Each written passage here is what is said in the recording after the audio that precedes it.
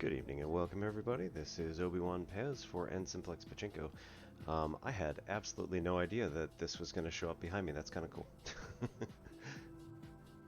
So, I hope everybody's having a good start to your weekend.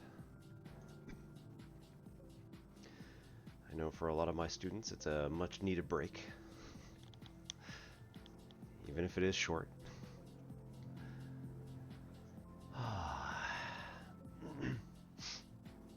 Alright, so tonight we are going to be working on the Biofuels event that is going on yet again for Astroneer. And we're going to be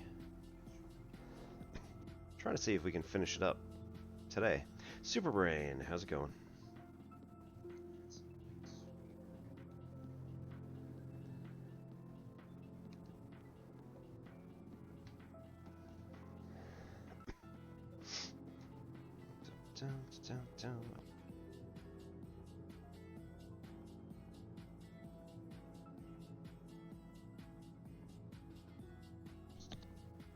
There we go.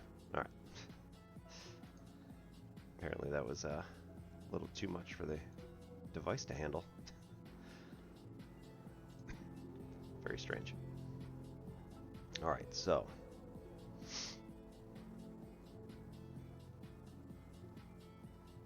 How's that now? Hopefully not silent anymore, because that would be a bit of a problem. And then is it just compared to the other audio, or is it just... yeah.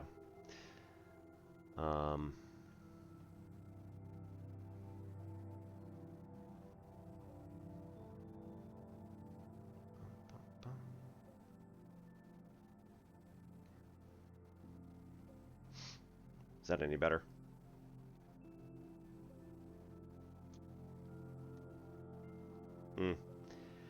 So I'm really concerned with how that is comparing to like the those sounds. Because if I'm still quiet compared to Astroneer, then it might be a bit of a problem, given how much it's offset already.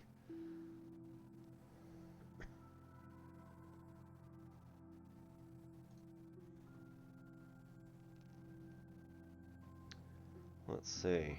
Well, anyway, we'll bump this out to the minicam. Okay.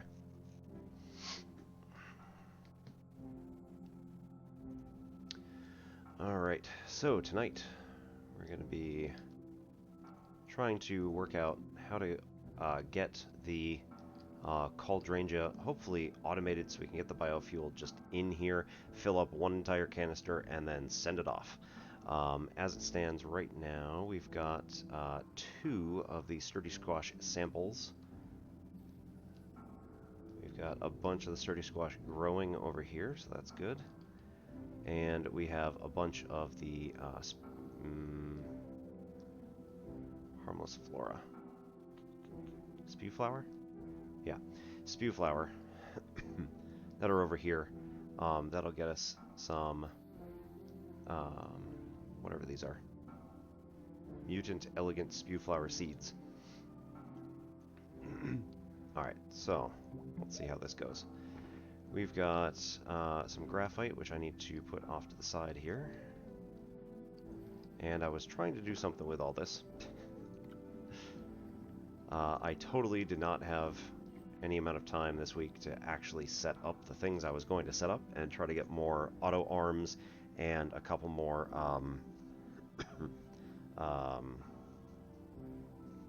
platforms. So, totally did not get any of that done, but, you know, stuff's gonna happen. This is all pretty much... no, not maxed out. Okay, cool. Now it's pretty much maxed out. Come back over here, get some more O2. Alright, so we have enough room now for at least 5 of those samples. We'll see how that goes. And then we'll try and dump some of them over here and hopefully get the system to take them. This needs to enable output to put it over there.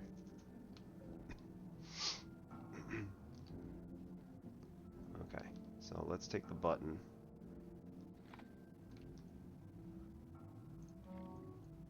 And put it over here.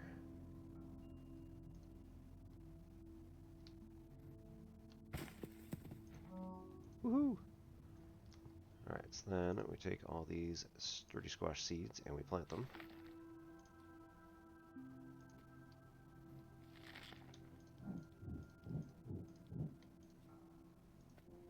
Oh, purple.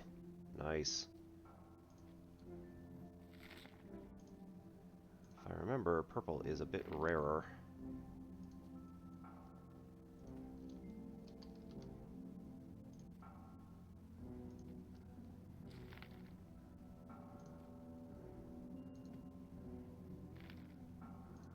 Okay. Put all these over here.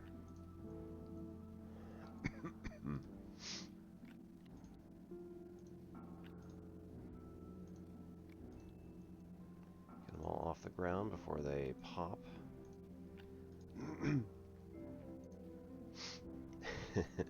So, no, they definitely don't have to grow on an angle like this. They can grow literally anywhere. So normally you just plant them on a slope or out in the field here somewhere. And so my point is that I don't really want them to just, when they pop, because I use the button, I don't want them to fly all over the place. So I put them on a slope like this, and then there's a little catchment basin down here. And so it all just goes right down into the catchment basin. These spew flower, on the other hand, are not, so you'll see what happens there. It's not bad, it's just kind of like, it'll be a little distracting.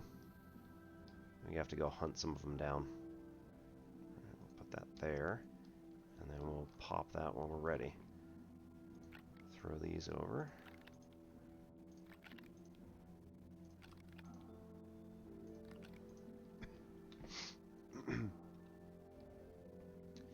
Okay, so then if we pop this button, oh,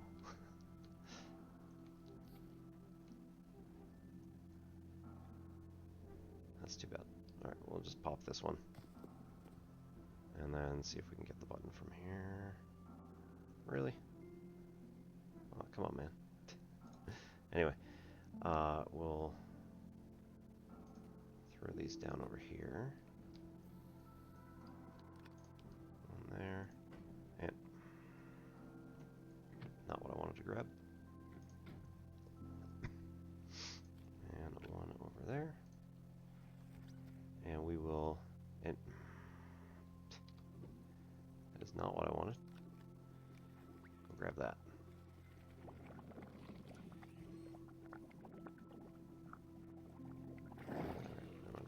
Grab that one. You know, you want a job done. Can we really? Can we just grab the button? No? Alright. There we go. Alright, so we go like, oh, okay. Oh, right, because that one was placed, and then the use effect of the button is to make it get planted where it stands.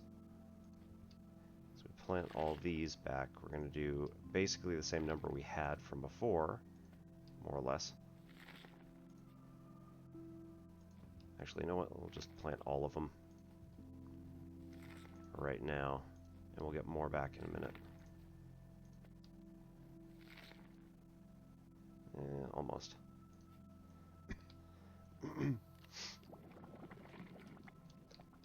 Alright, so what we need is another set of auto arms to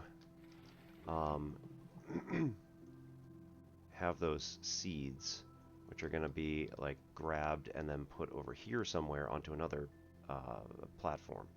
And then when it's placed on the platform, it has another auto arm which will throw it over here when those are done. So we got to do... Yeah, the entire idea is to make this be exponential growth ish. You know, you're going to eventually cull some of this, where it's not quite exponential, but it's, you know, fairly close. And then here we need to get this full of 160 of the noxethane, which is the biofuel that these two things produce. Yeah, so we need the factory to grow at the moment. And right now I'm not doing so great with it because I'm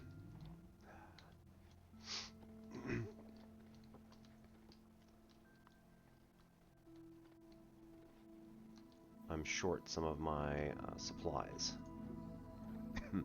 So we've got plenty of research. Yeah, 24,000 bytes, and it's only going to take 500 to launch one of the rockets that's full of stuff. So we need to go down below and grab, let's see, we got some resin, we're going to need more. And we've got, we need aluminum, which is made from laterite. So we need a lot of laterite. So I need to go find a laterite deposit and a couple of resin deposits down below. Now I gotta remember where I actually put all this stuff, or where I put my.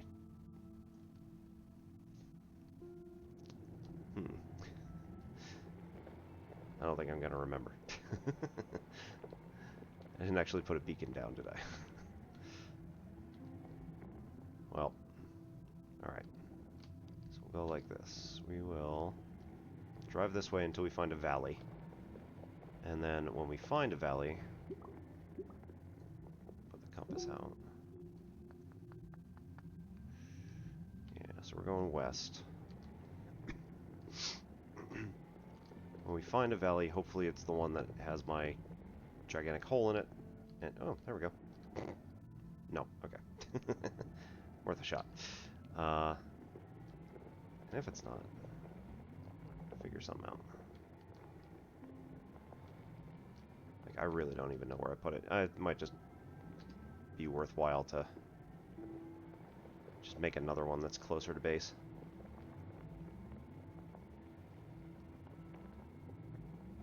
Yeah, screw it.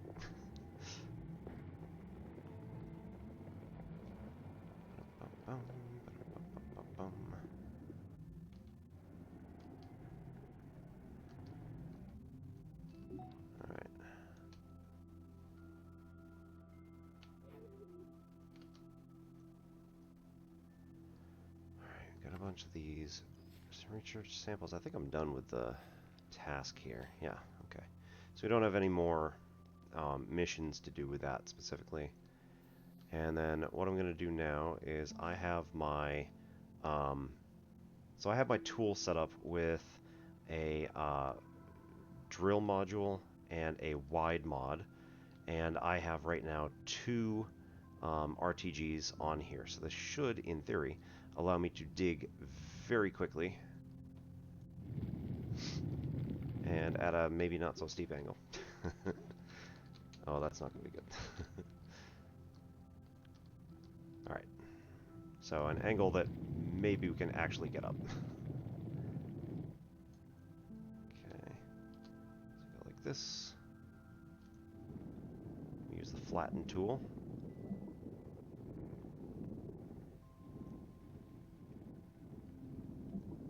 Nice wide area like this. Then we go for a ride. So, this is the basics of core mining.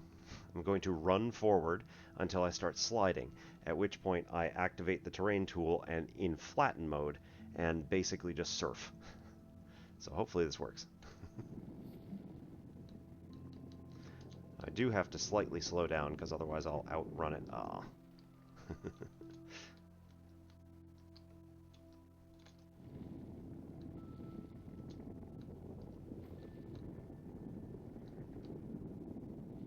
Woo!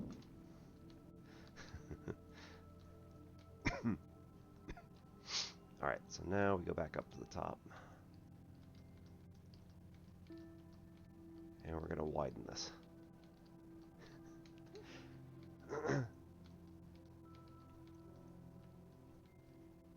Yeah, so the guy who first showed me that is Captain Space Toaster.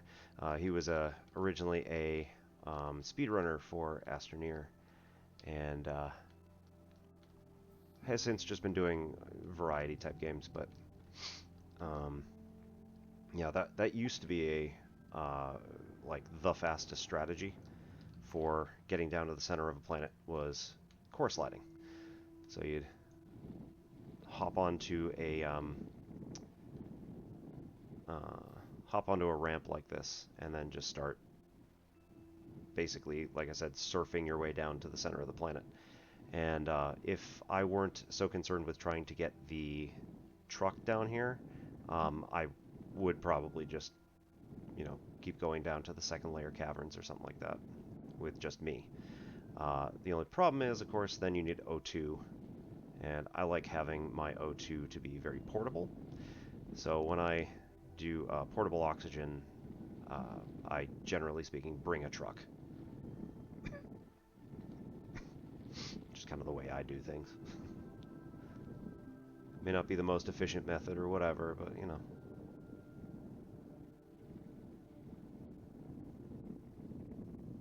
it's fun and I like it.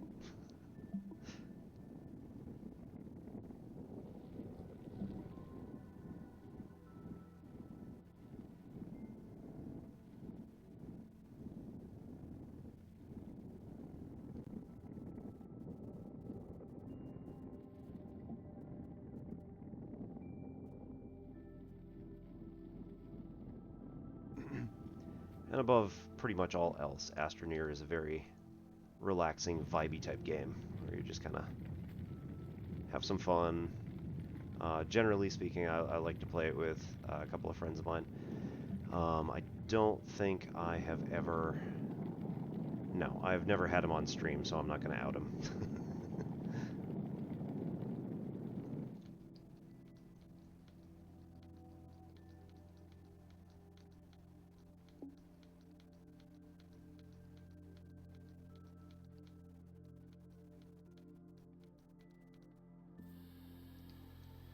Alright, so we can flatten this out a bit here.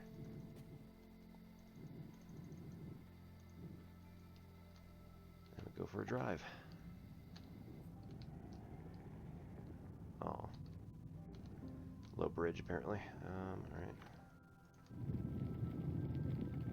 So this is not going to fit. We'll get the ceiling next.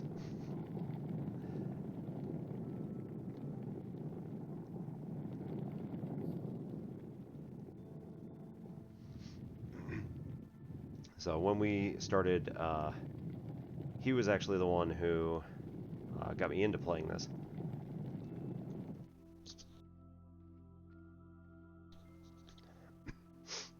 Yeah. So anyway, he was the one who actually got me into playing this. He's an engineer, and was like, "You have to see this." Thank you. You have to see this game because it is absolutely amazing, and I think you would absolutely love it. And when it was original, like when it originally came out in open alpha, there was a lot of rough stuff. I don't know if you had seen any of it, but it had... So like you were wandering around the surface, there's all these really huge plants everywhere, and every few minutes a storm would come, and it would blow like boxes, just rolling across the entire map. And if you got hit by any of the boxes, you're almost certainly dead. Like instantaneous, just instant death right there. And so most of the time you had to either construct a shelter or just dig a quick hole, just shove it right in the ground, get yourself down as quick as possible, and make sure you didn't get hit. So it was a little stressful sometimes.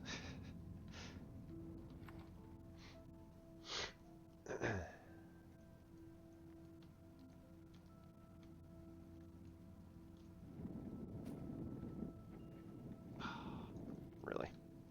Okay, I do like the fact that SES has fixed that these things do not just randomly stop in space when you turn your game back on. So that was a thing up until this last update, maybe two before that. Basically, if you had your repackagers that were stuck on a vehicle like this, and you turned your game off, and then when you reloaded it, they would all still be stuck to your vehicle, but then when you hit like go to start moving your vehicle, they would all just stay there. And so like if I had them all wrapped around my vehicle, the vehicle couldn't go anywhere. Or it'd try to like compress itself underneath and like squeeze through them. It never went well. So that was fun. I'm glad they fixed it. So you had to manually, one by one, pick up each individual packager and pick it up and put it back on the vehicle, or else just toss them and pick them up some other time. So, like I said, at least now they are apparently stuck to the vehicle, or at least mostly. All right, so here's some laterite. This is a nice, nice material. Gets us aluminum, and you can tell it's laterite from both the symbol that's like the starburst, and also, well, it comes up as laterite, and also the coin sort of look to it, the bluish gray.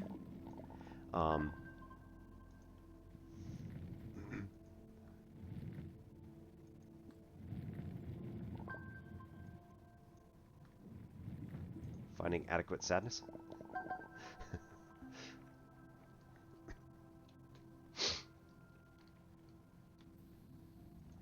No. All right, there it is. Come on, get it, get it.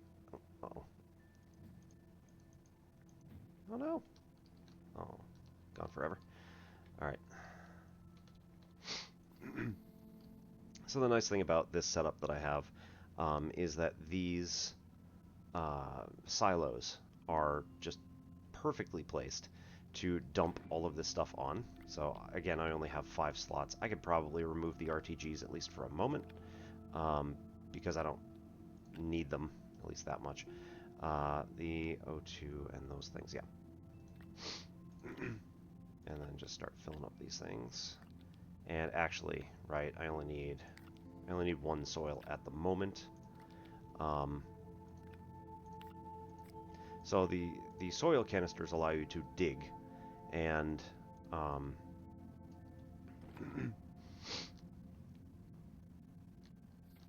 we go. And one of the fast mining techniques that also I learned from Toaster is that if you like are digging in an area like this, normally you only get like 1 or 2 little blobs every second or 2. You don't usually dig up that much at a time.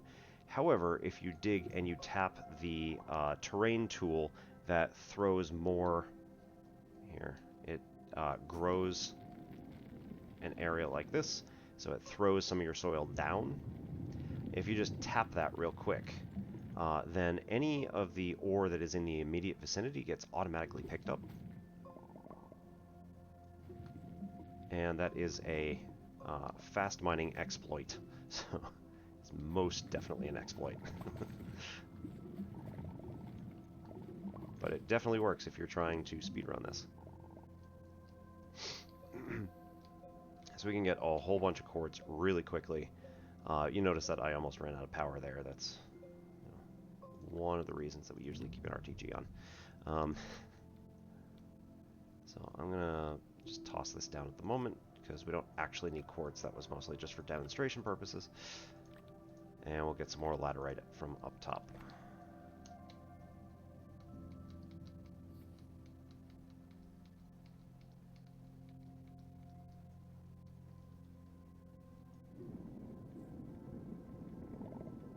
Yeah, it used to be that the fast technique for fast mining was to place down a slab like this.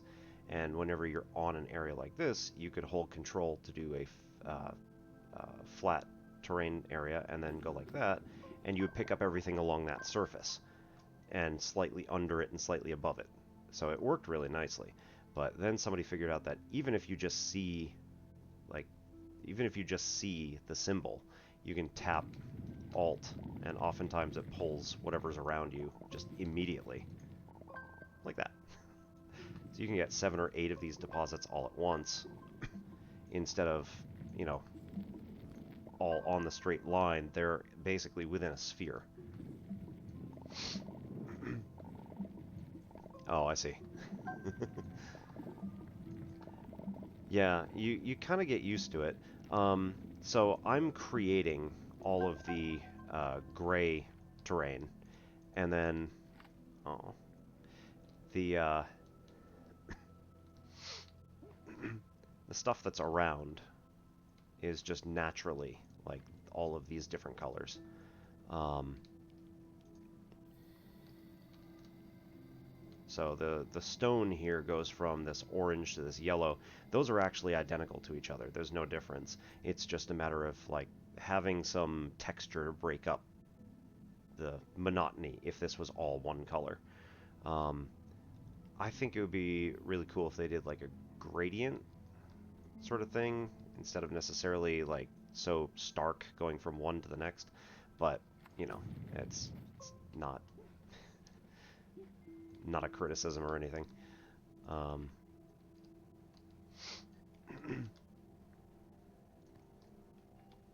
like if it's all the same material. There are, however, areas where you get into harder soil to dig. So if I were to take off the drill here and put it just on there, then what you'll notice is that it's almost impossible to dig with the terrain tool. That was weird. What was that? It's almost impossible to dig this. In fact, it is impossible to dig this area. So this is a level 2 dirt, which you can't dig through with the basic terrain tool. So it's impossible.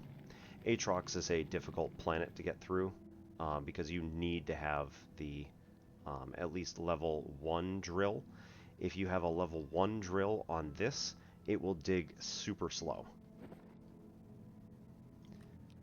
If you have level 2, it'll dig normally here, and then toward the center of the planet, I think there's an even harder one, which is super difficult to drill through.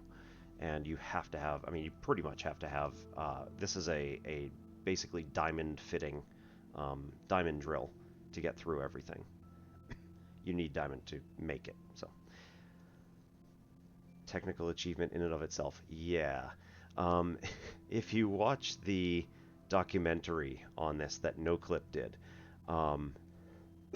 they talk about some of the ridiculous calculations that they have to do, and oh, you know what? No, I'm thinking Outer Wilds. Oh man.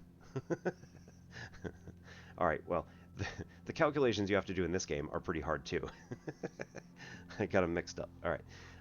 Outer Wilds did some crazy stuff with their calculations as well. In Outer Wilds, they decided to center the coordinate system on the player,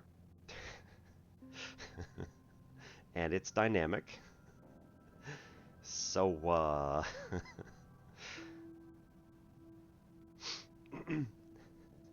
it turned out that, like, trying to center it on, like, a point in space, like on the sun, for example, made it really hard for the computer to do things when you were far away from the sun. So the further out, you know, the further planets you got to in Outer Wilds, the worse the calculations got and the slower it made everything. So they were like, let's reverse it. Because everything that is not touching you, or like in your immediate vicinity, is basically done on script. So everything in the universe is happening essentially just at a certain time. So you don't need to necessarily know the calculations unless you're within a certain sphere of influence. Yeah.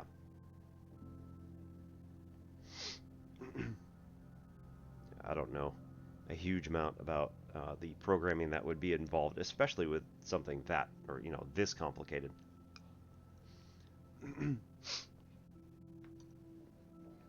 I've only ever done like basic programming and math stuff, so still teach myself Python. It's gonna be interesting. Hopefully I didn't just cut out there.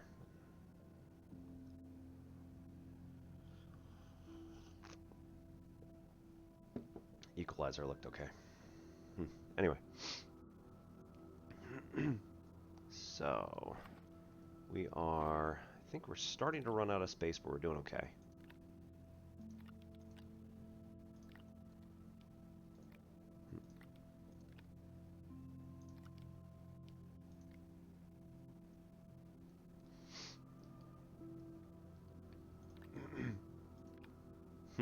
Interesting. Not very fast.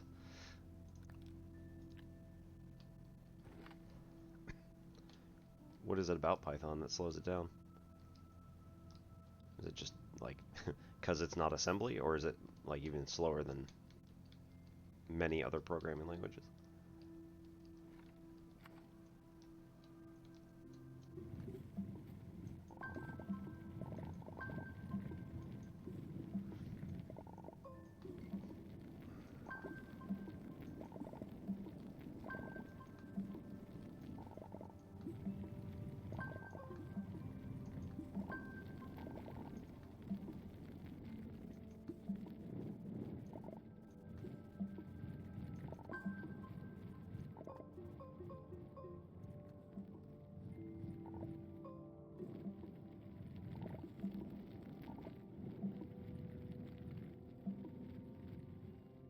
The Python part.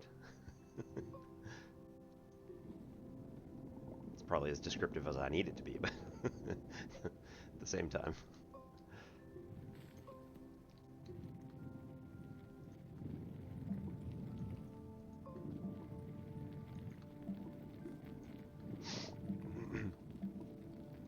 If it's like high-level coding principles, yeah, I probably don't need to know.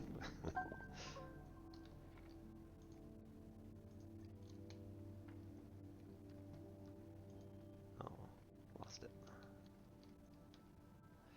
Alright. I'm getting caught on the ground, and I don't like that. This didn't used to do that. No, that's okay.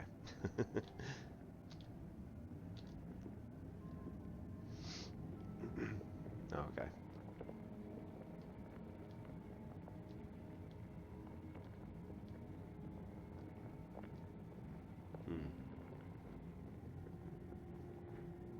That's probably also at least somewhat why it doesn't need to compile every time you throw it in there.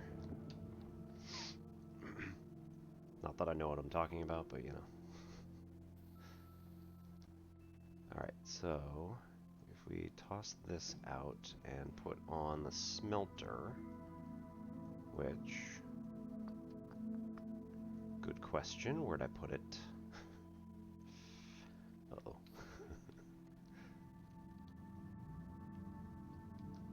Hum.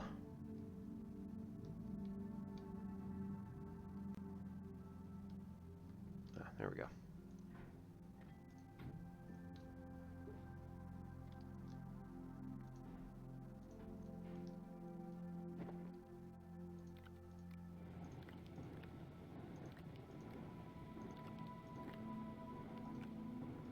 Take that off. Let that run.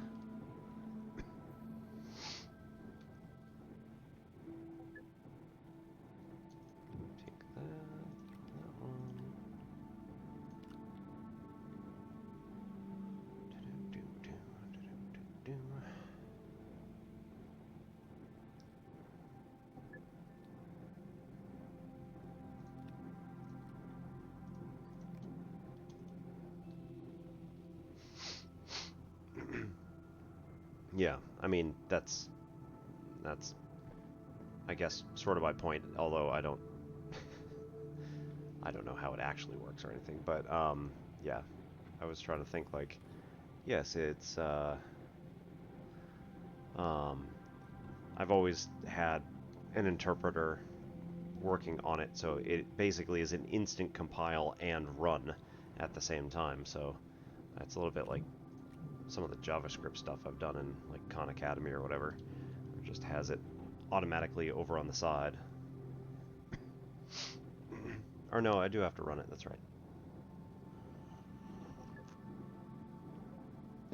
Well, yeah, at least the interpreter knows exactly. Yeah, I have never actually programmed C++, but I have edited C++. So I took a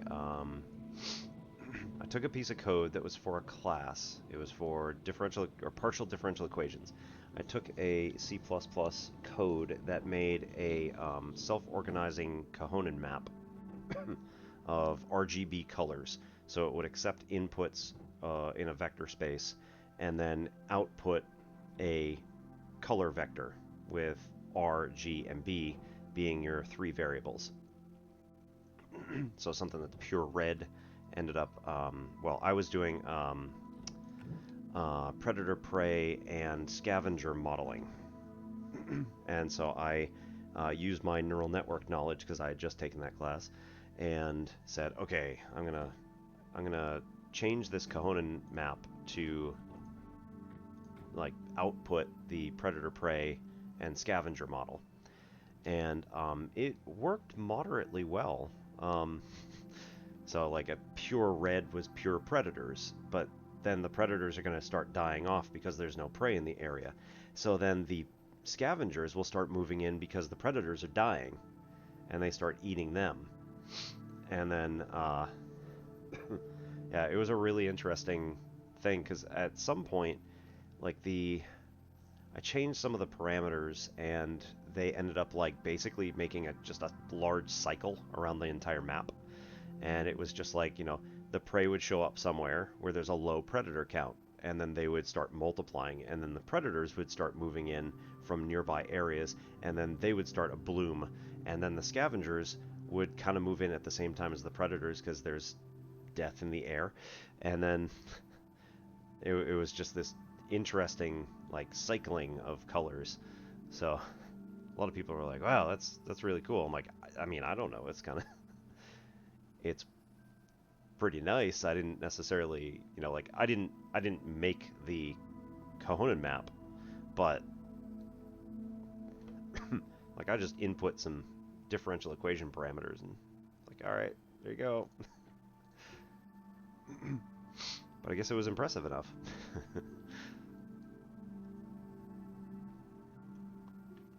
Yeah, so a self-organizing map is a neural network that reads the inputs across generally like multiple arrays, or well, it's vector spaces, but so each individual pixel is given an RGB value to represent something. It doesn't have to be a three vector system, although that was easy enough because again, RGB.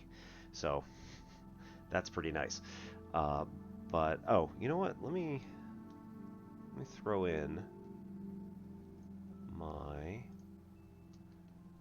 my class's book that had, it's not my book, but it's Rojas Neural Networks. It is a free online book and available in German.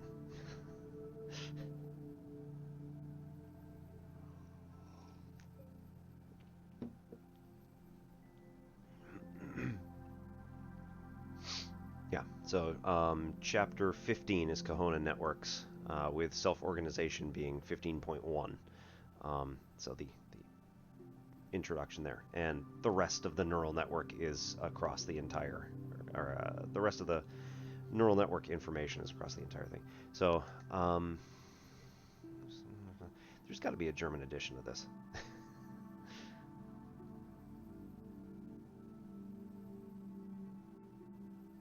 All right, maybe not. Huh.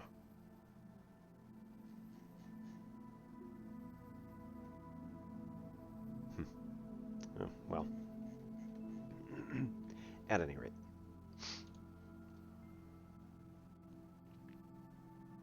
Yeah, I have no idea. The link that I just sent is English, but like I thought that there was a German version of this, which was on the same web page, but I can't find it.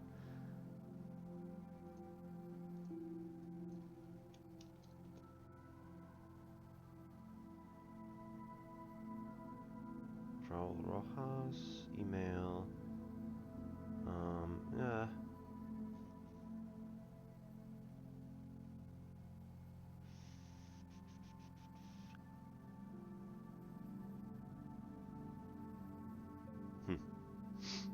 Yeah.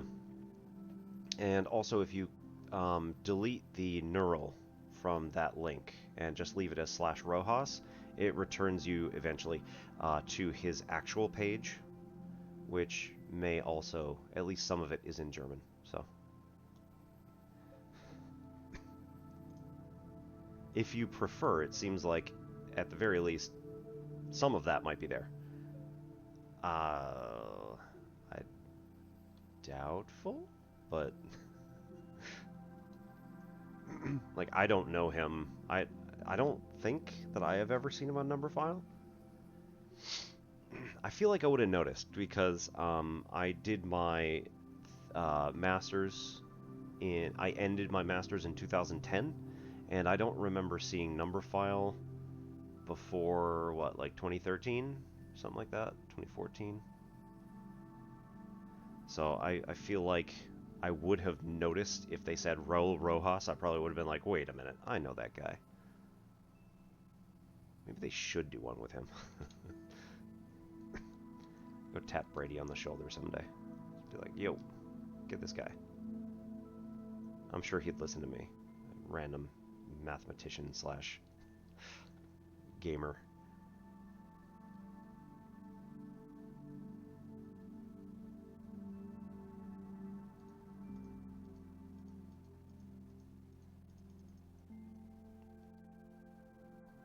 I feel like there's got to be a way to grab this easier.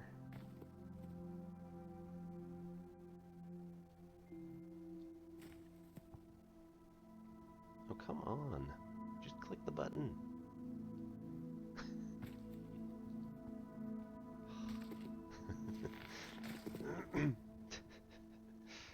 Alright, so that at least grows some of them again.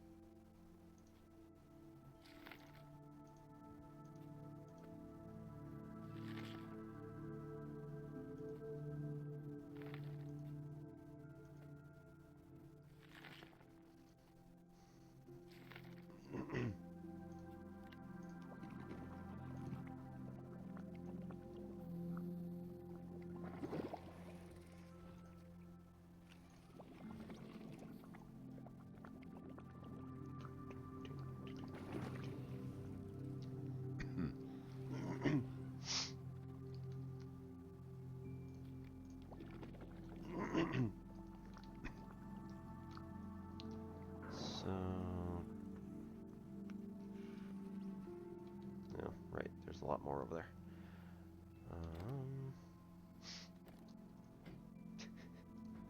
Just cut it short, it's fine.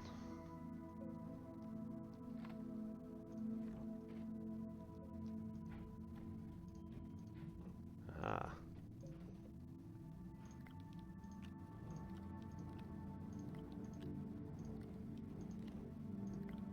So all we really need is like one blank space here. And then it will be able to effectively trade off all of the laterite for the newly formed aluminum.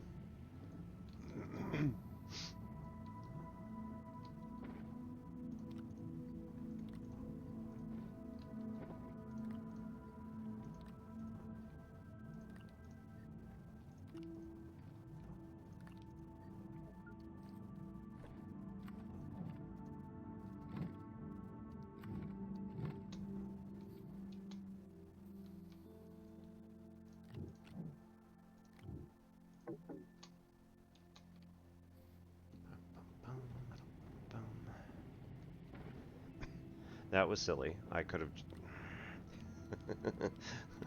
I could have just placed them on the silo instead of on the miniature platform over there. Oh man. been a week.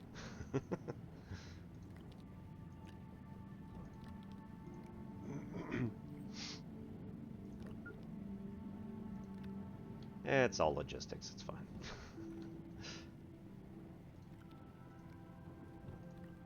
Oh, you I'm not smart enough to understand your comment.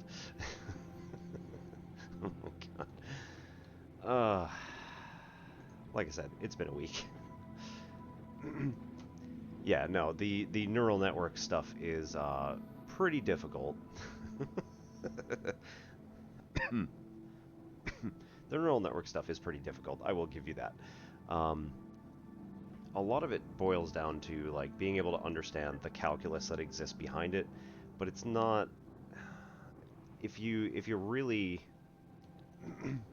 like delve into it, it's not really that hard as long as you follow all the like subscripts and stuff like that, because some of that gets a little ridiculous, but overall, you know, it works okay.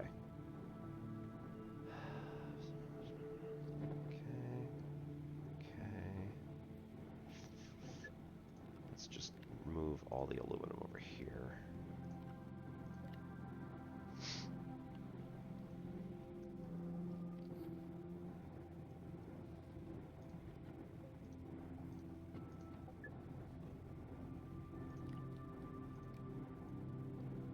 All right.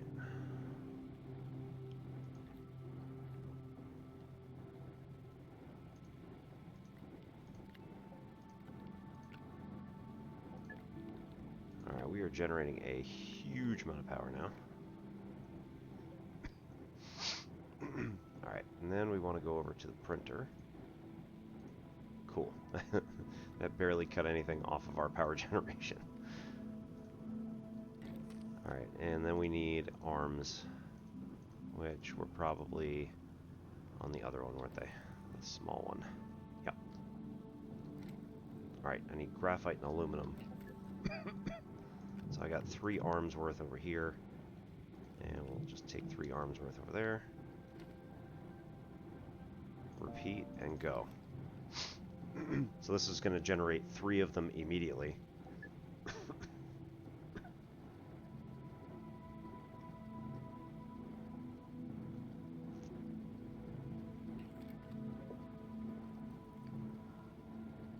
And we're going to take that and move it out of the way.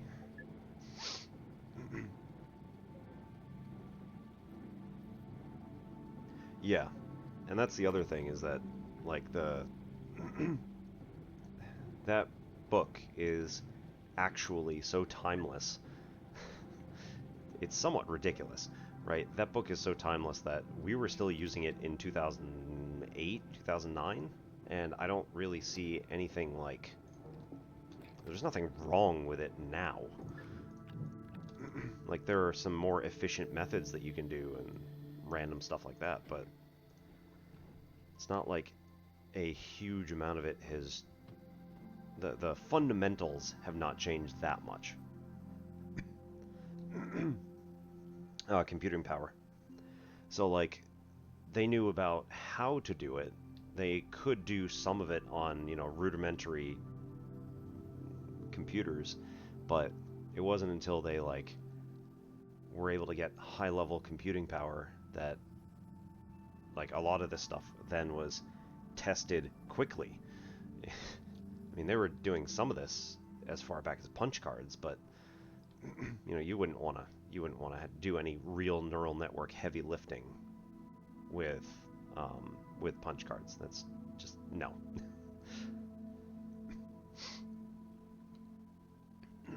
Okay. So then,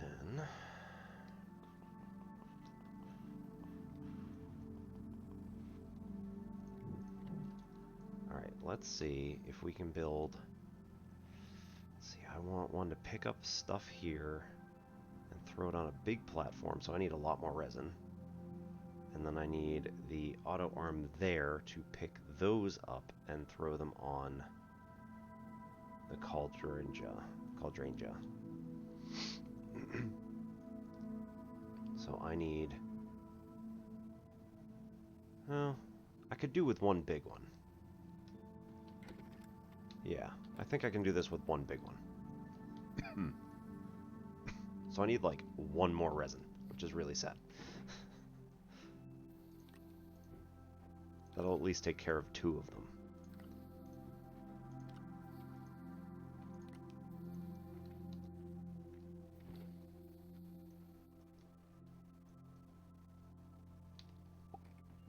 Nope.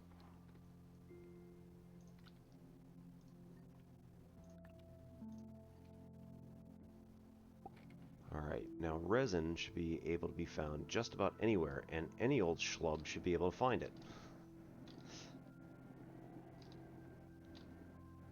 Unfortunately, I'm just usually that unlucky guy who doesn't find things appropriately. Oh, yeah, right there. Okay, we're good. For some reason, I could not find this earlier. Oh, is that where my hole is?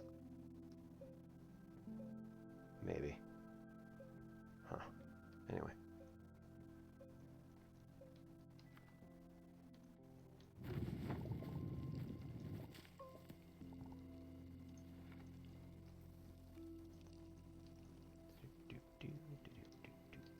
Cool.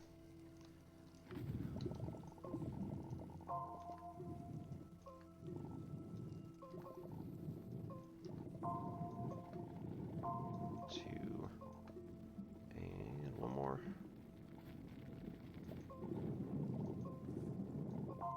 3. Alright, let's see if this is the right place for the... I feel like the hole should be down here. Oh. Oop. I feel like that doesn't go down far enough.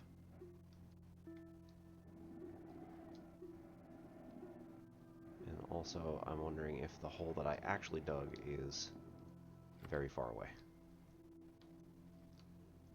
Yeah, that's natural. It's not me.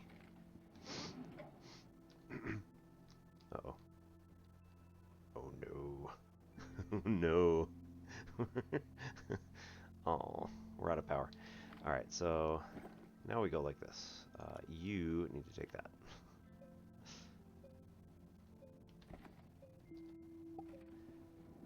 Because apparently I cannot share power with the rover.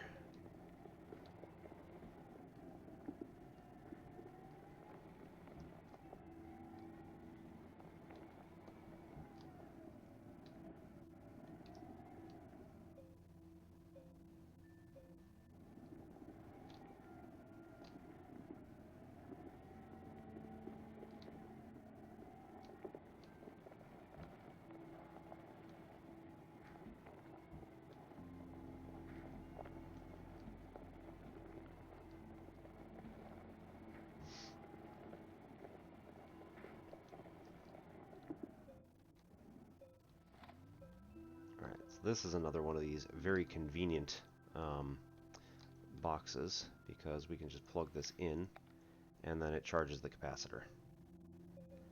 So that's going to take a minute. But generally speaking, it goes pretty quickly.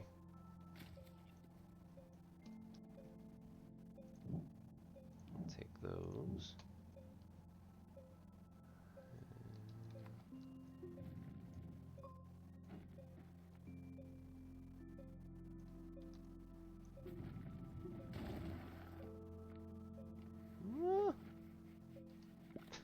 Really? Alright. Almost there.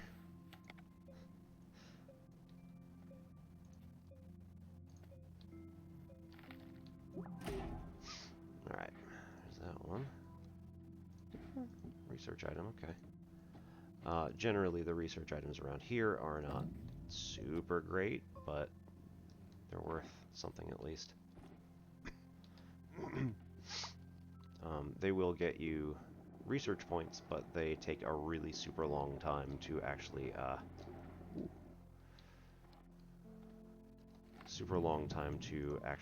research. Okay, forgot.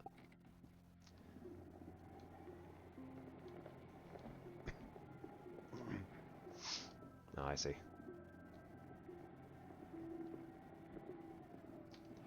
Yeah, I know our library is a little picky about stuff like that.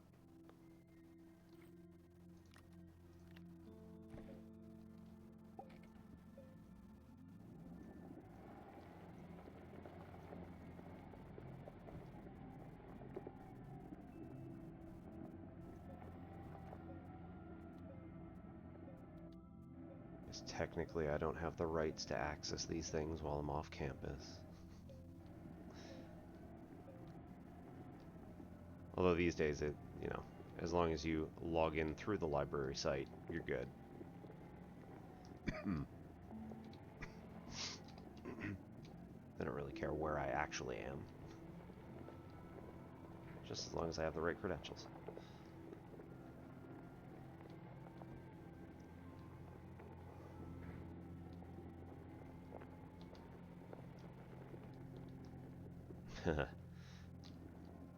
Yay, IT.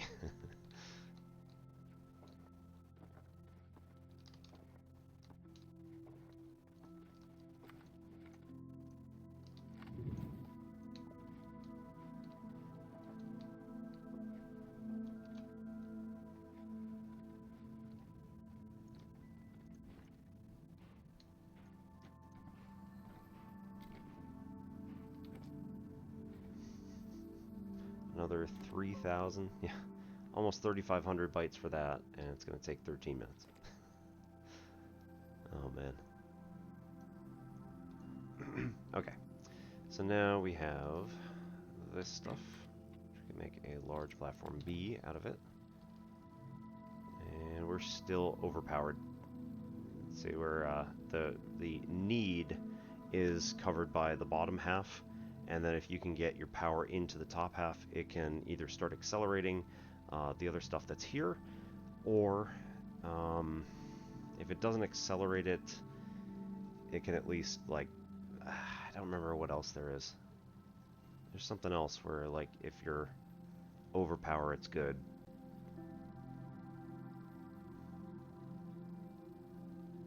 Yeah, anyway. It definitely starts charging stuff, so, like, I've got a couple of batteries that are hooked into the system. Yeah, we're already max on that one.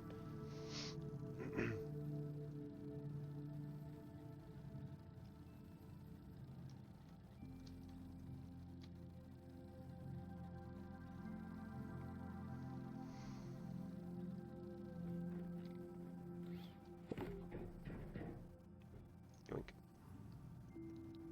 Alright, take this, throw it down here somewhere.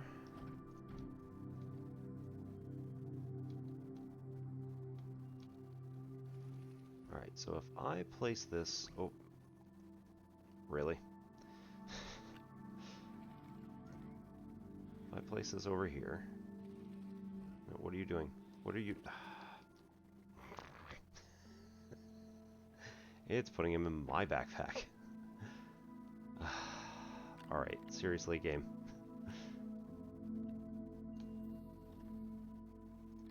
Oops.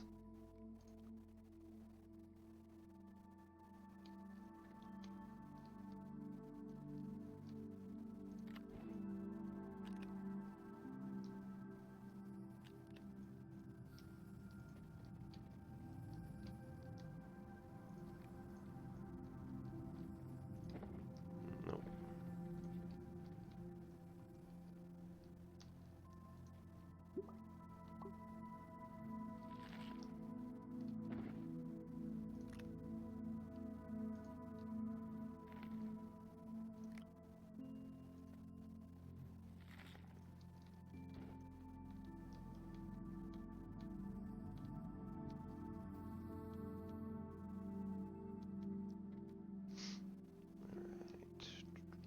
So, let's take one of these auto arms, wherever I actually put them down. Put it here.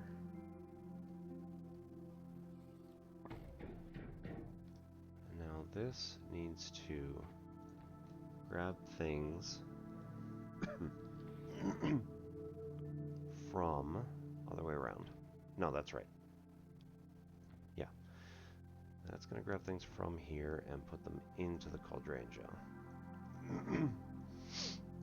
This other one is going to grab things from here.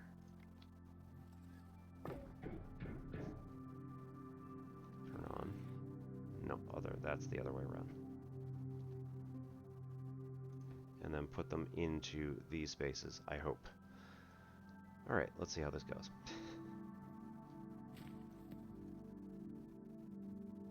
Nothing?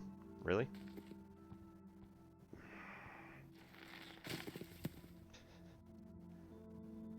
Really? Okay. Whatever. Oh, it has no power. Okay. No, that's okay. That's expected behavior. We're cool. We're cool.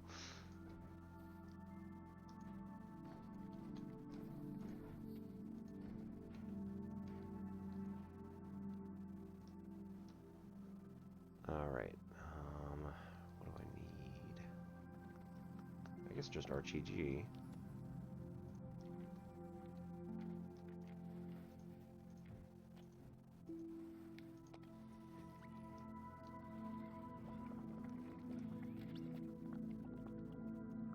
Still this one, though. It's not picking anything up. It's a little weird.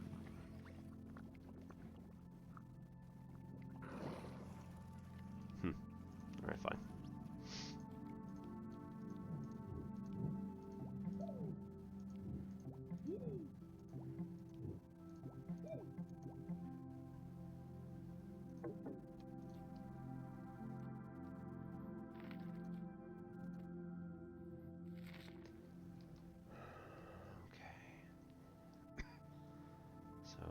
What's the limiting factor?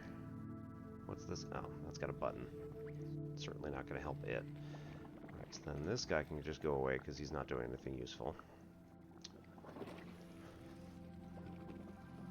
Alright, we got one up.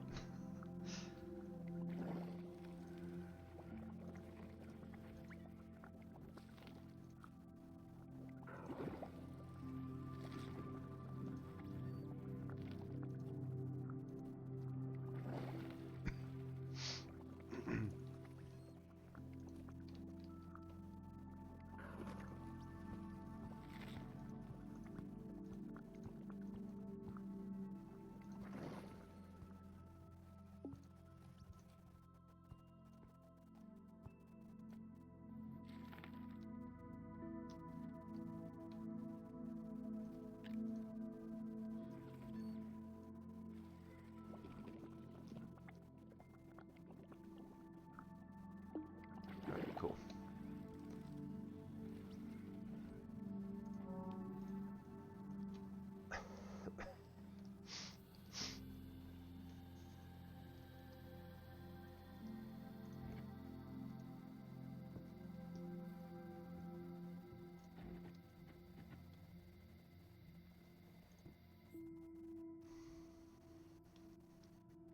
Way more aluminum than I ever need. No, I can pick stuff up from the ground. The other one did. Like, this one was picking stuff up off the ground, too. It was just only picking up stuff that was really close by. So, It's also possible that since this only produces one... Hang on. Let's try it this way.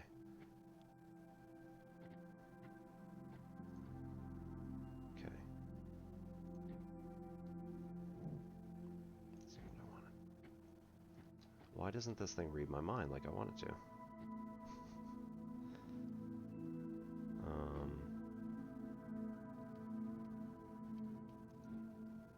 Hang on. Okay, green is the pickup area and blue is the drop-off area. Okay, so then if I turn this one off and this one on,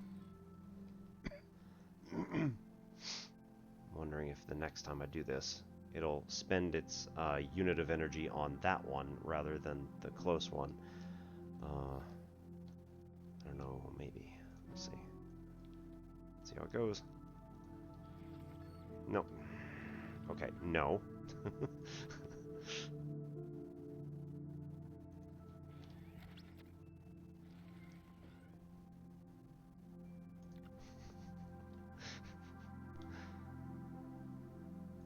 FML. There we go.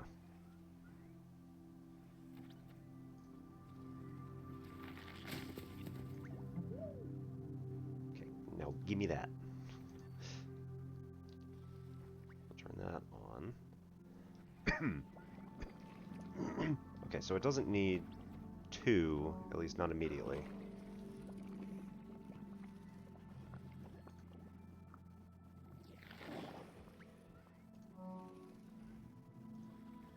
So a bunch of those are going to start sprouting now. And we can still take a bunch of these.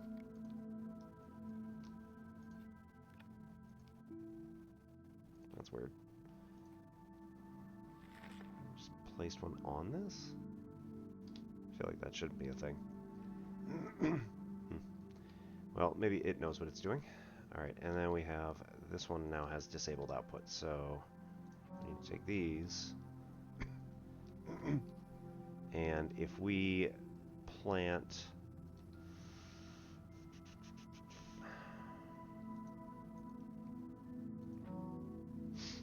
Okay. If we plant more of those squashy seeds...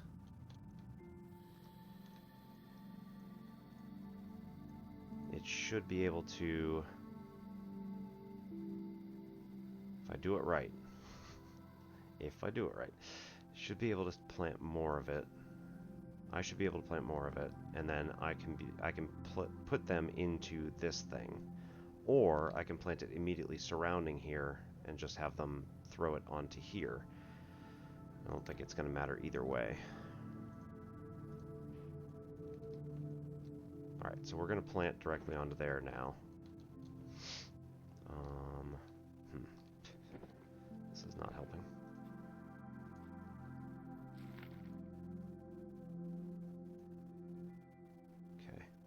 So I need to do that quickly.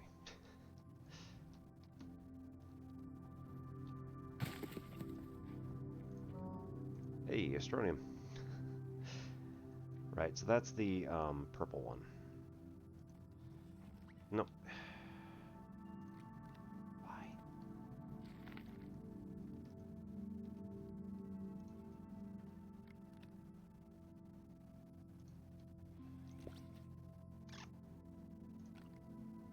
Oh, hang on. Wait. We got it. Turn off. There we go. Work smarter, not harder.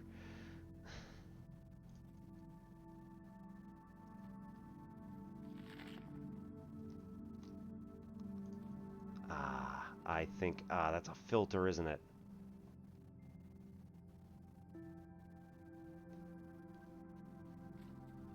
Yeah, okay.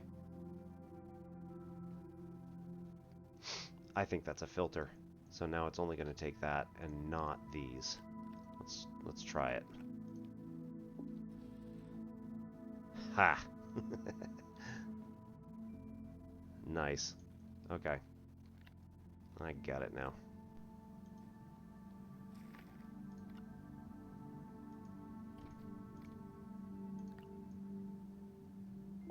I'm gonna die.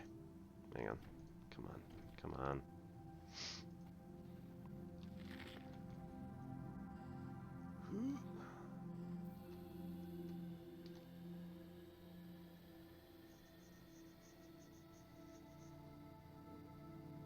So, we need a total of 160 gas units. Currently, we have 42. And that was prior to automation. So, like, that was me just trying to run automation, which, of course, did not go terribly well, but it was working okay. Let's put this over here. Plug that into there. And that into here. Nope, that's already plugged in. Cool. Whatever, that's fine. So now this can actually be obviated. We don't actually need this. Put this here. Now it's going to pick it up and put it in there. Awesome. Oh, good, good, good. So now this is actually going to be filtered.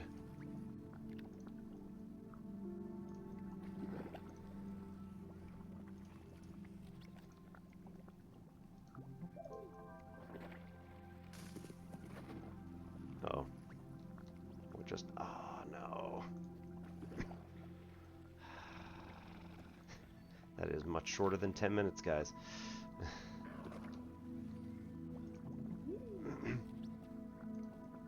Sturdy squash samples are like limited time, but they're supposed to stick around for like 10 minutes. At least I thought that's what I read in the patch notes. I could, of course, be wrong. In which case, silly me. Alright, so we'll let those grow a minute. Got an Astroneer type. Plump sturdy squash with the Astroneer symbol carved into it.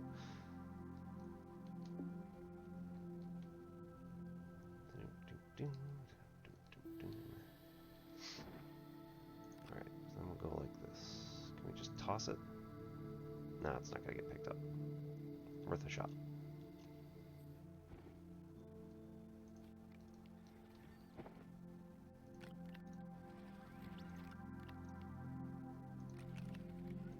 Alright, so this, I don't actually need a filter on that guy.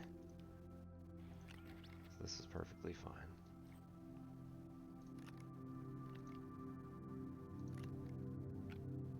And we'll just plant this one.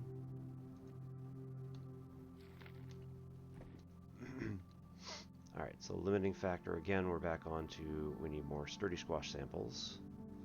So we'll go like this, we'll go back over here, and those are not plugged in, because I totally, yeah, okay.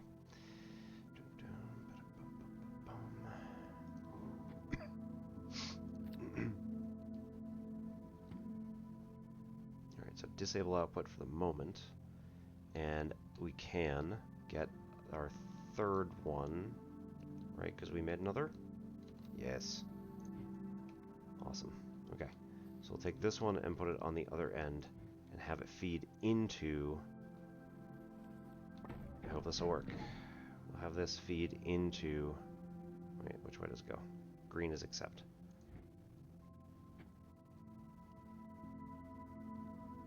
I don't know how this is going to work, but we'll see. Then we go like this and grab the button, wherever I put it. Pop it in here. No! Use. And then we'll give this a filter too. Ah.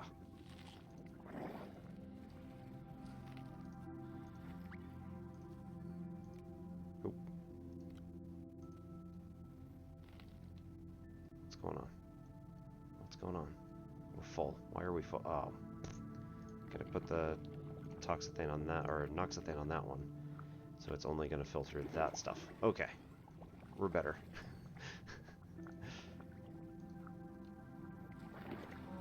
Now things are making sense.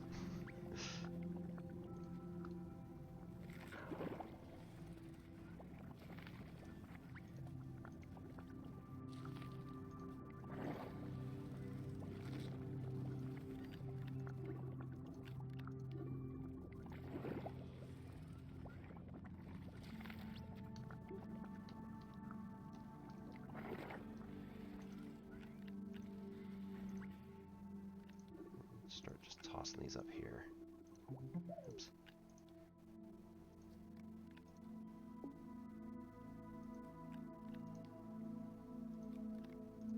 Oh no! Ah. Nope, don't. Stop giving me stuff.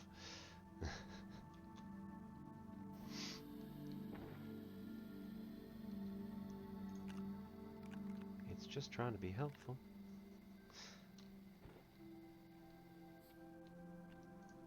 Alright, there we go.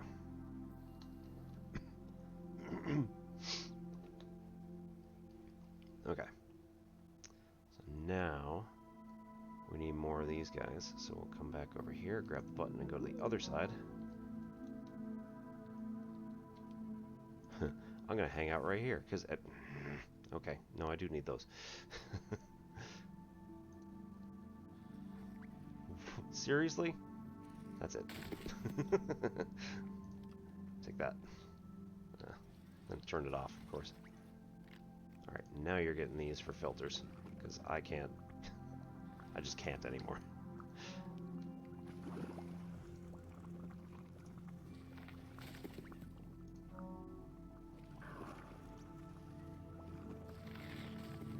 Alright, there we go. So that sets up a huge number of those for growing.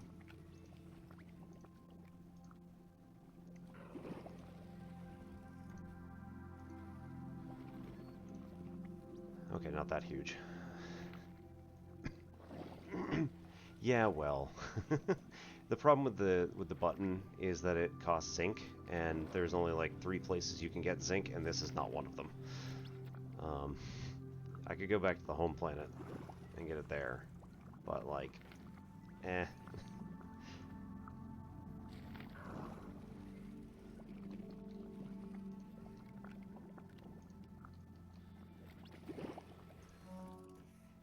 Alright, so then we can go over to the other side. No, just go. Alright, and then we'll try not to get the arm. But we can get all the rest of these pumpkins, I think. Yeah, okay. Yeah, whatever. It's fine.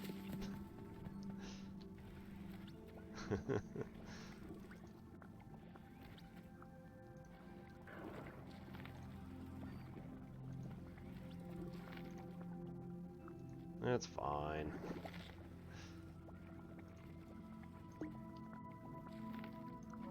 That, on the other hand, is not as fine. Alright, there we go.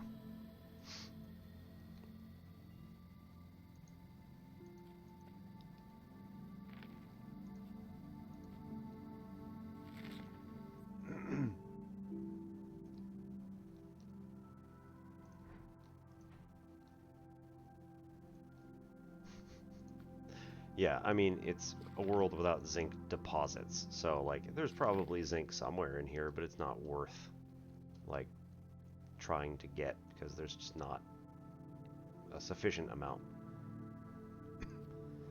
I think in theory you can actually set up a,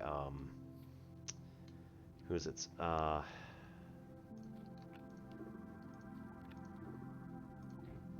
No! You can set up a, oh my god, really? Disable output.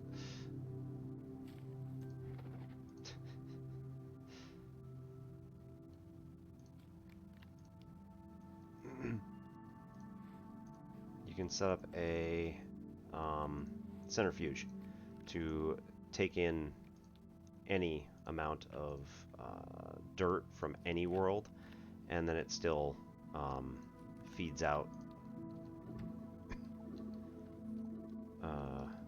Then it still will eventually feed out some zinc, but it's not as good as it could be.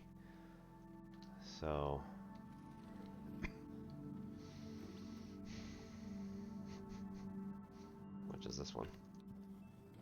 Never actually looked. 715 in 6 minutes. That's pretty good comparatively, because you get like a couple hundred if it's just research by hand. So like you pick it up and do a hand scanner type thing. Button, right. Well, this is going to keep me busy at least, just running back and forth and hitting the button.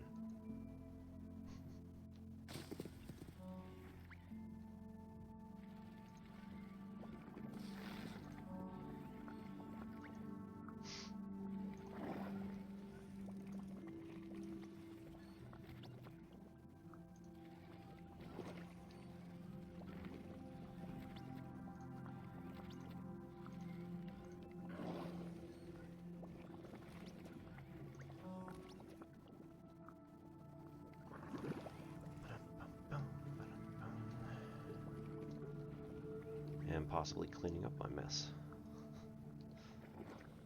I have just so much stuff just tossed around all over the place. It's great. Alright.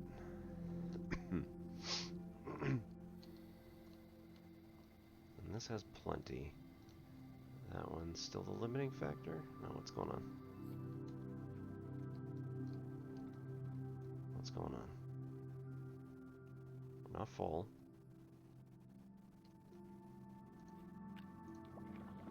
Why isn't this... What the hell? That was weird.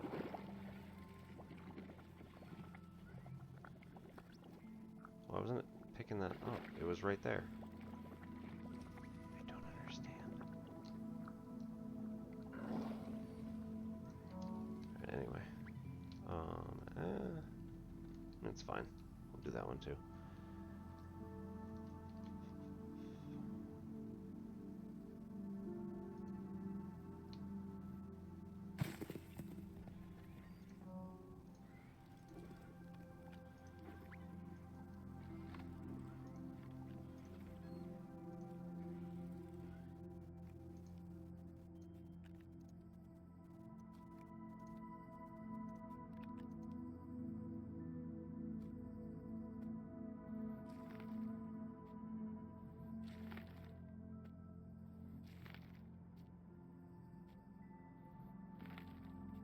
And yes, I probably could just use the button again, but it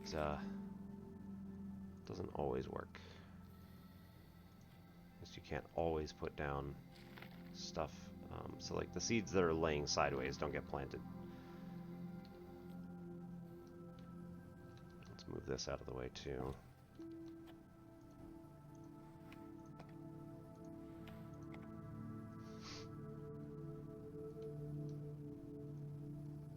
Where are we now? 75. So like almost halfway. That's pretty good.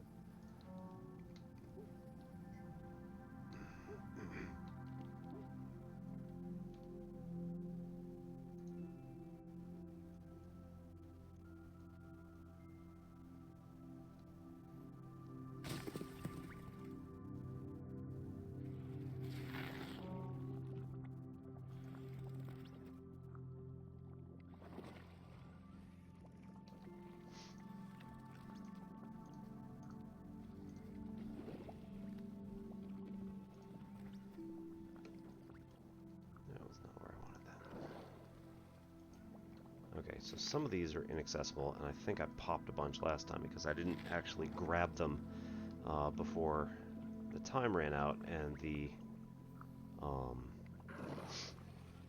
who's it's there also did not.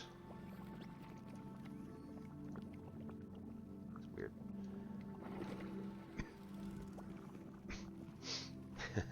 I mean, yes, but within the conceit of the game, no. There is no way to make this particular button without zinc.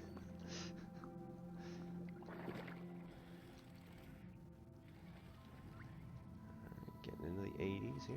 It's good. It's good. Unrelated.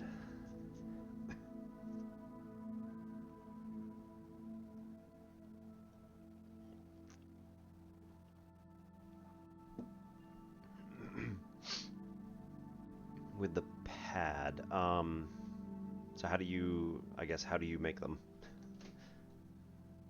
All right, hang on one sec.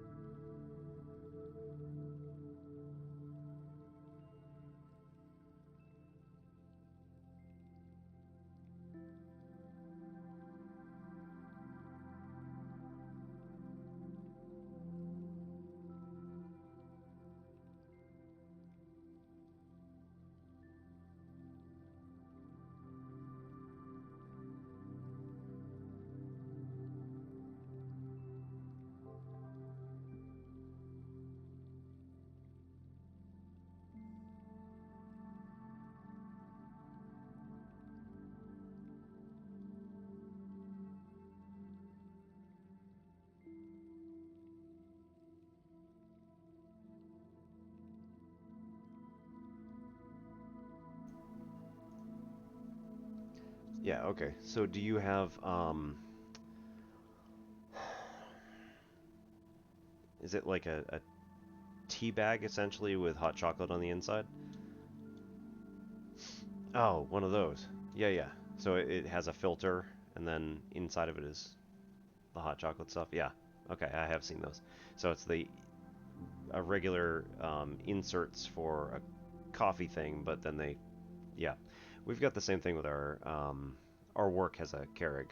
So, of course, you are probably twitching at the fact that I said Keurig, but whatever.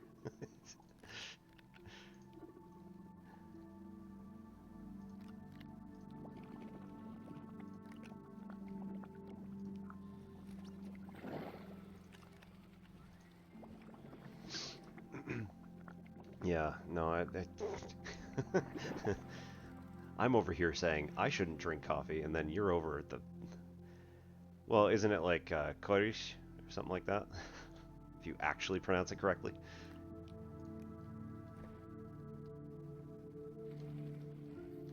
Really? I gotta stop walking by that thing.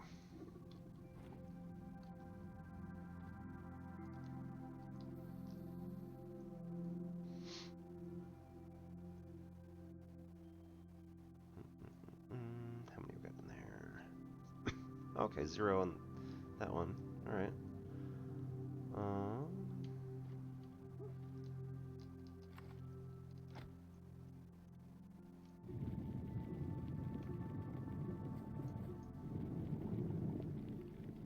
Or is my attempt overkill?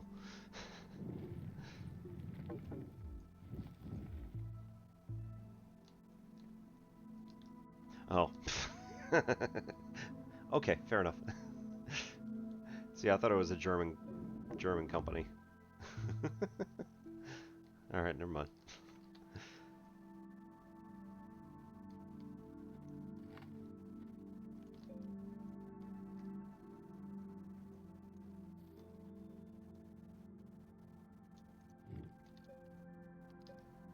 Alright, so we got one of these.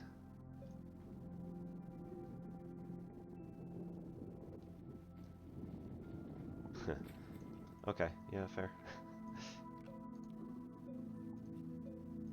Oh, man. Still don't know how people can drink that. Sodaed prune juice. Alright, now where did I put the button is the next question, because it's literally lost in here somewhere, isn't it? Yeah, okay. Gotta stop doing that.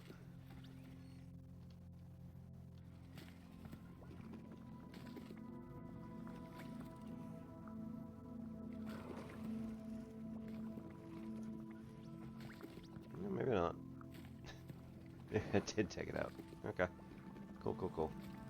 Yeah, now there it is. Ah.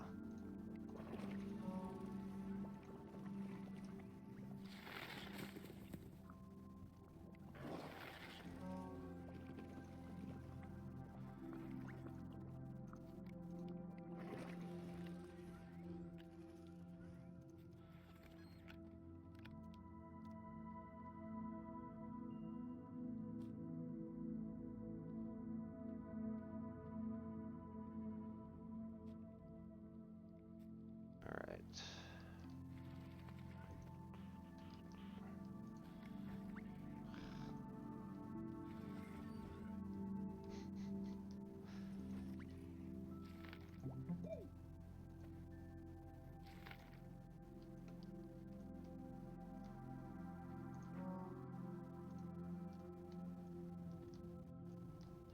Okay, so actually if we raise this level up just a little bit.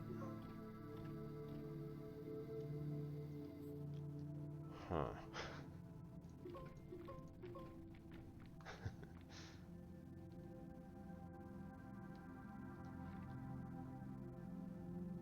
Huh.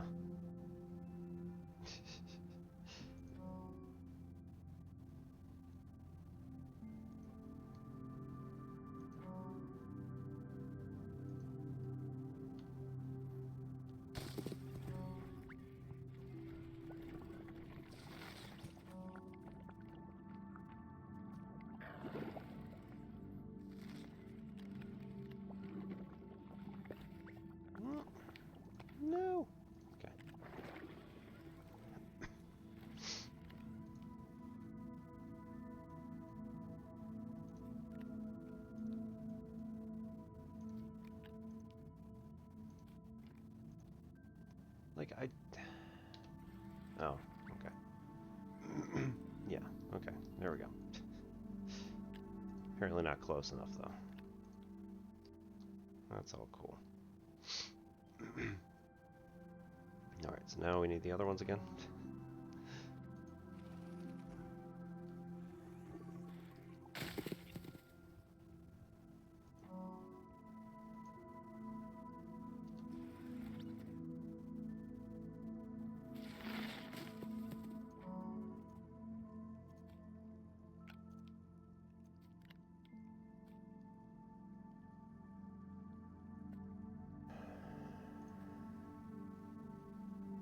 Dutch, okay.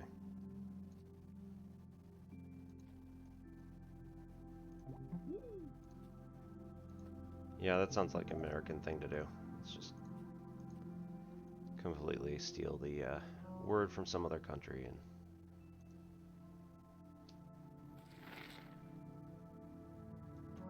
okay.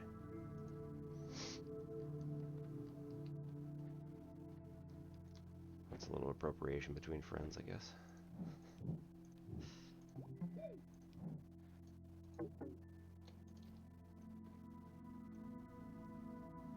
What is going on?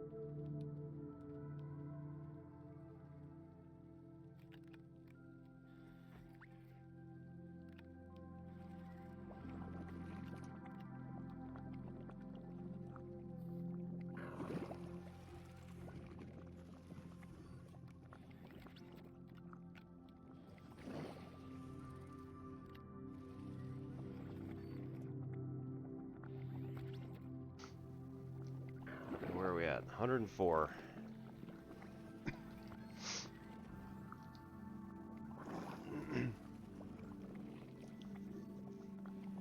Velar fricative. Oh man.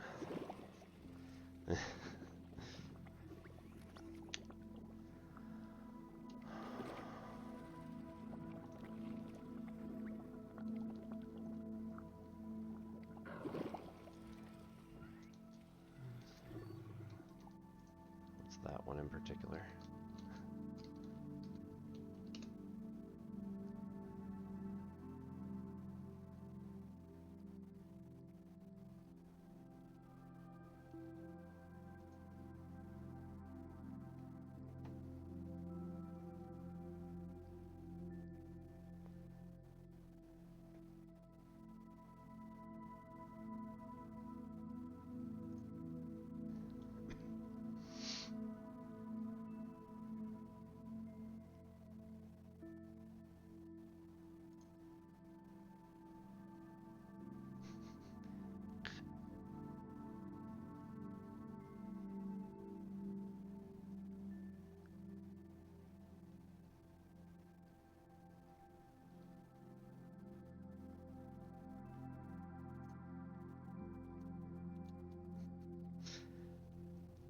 I've been working on a few of them. Me and my love of language, just kind of generally.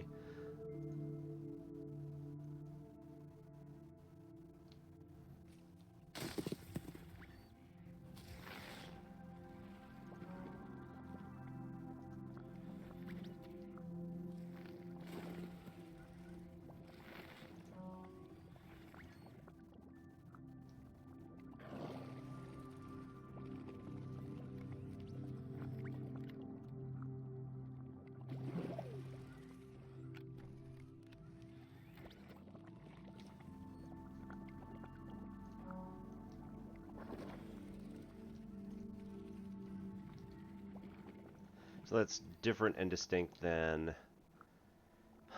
What's the G fricative in German? Where you usually end in sort of a sh, sort of ish.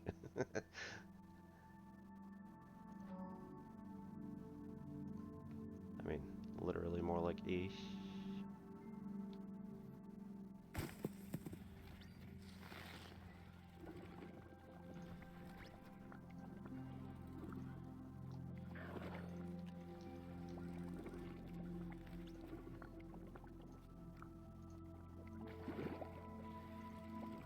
Palatable?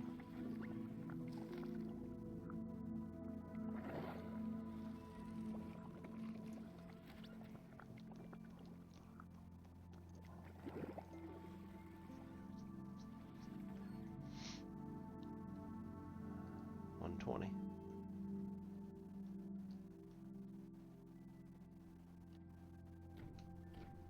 Yeah, it's definitely not glottal. That's the stereotypical awful German that doesn't actually, or exists in like 5 places, right? I shouldn't say awful. Value judgment, not helpful.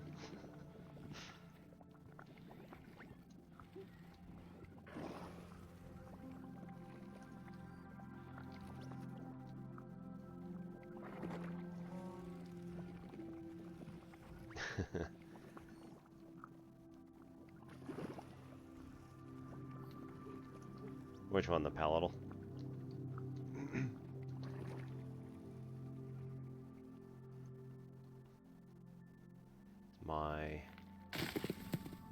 My German teacher, the 1 year in college I actually took it, was most definitely from the more metropolitan area.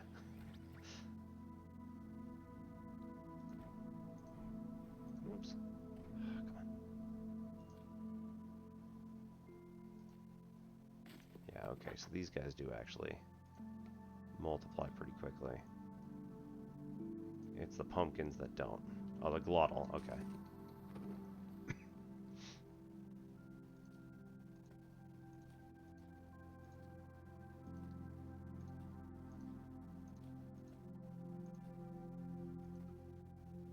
Yeah, because growing up, I think my mother must have taken German from somebody who was from Bavaria, because it was... She had, like, taught me when I was a little kid, you know, just a little bit of German, because she took it in college for, you know, a couple semesters or something like that. And yeah, she had said that she learned it as a ch sort of sound. And then I come back from college and I'm like, yeah, my teacher is definitely not from the same area yours was.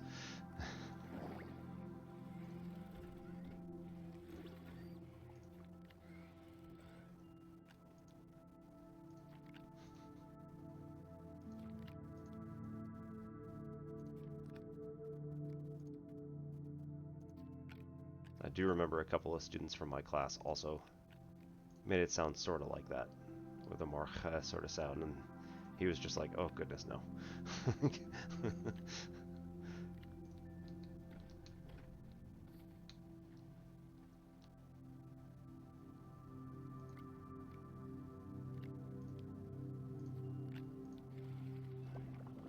What is that? That's so weird. Yeah, buch.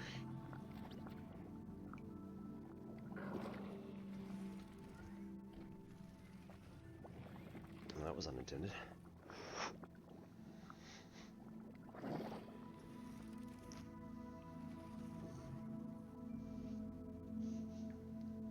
Buch.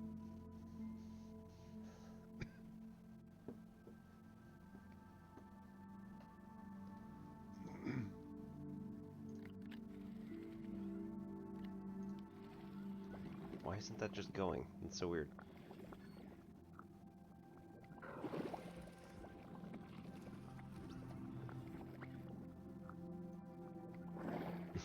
Why, thank you. 130. Alright, we're getting there.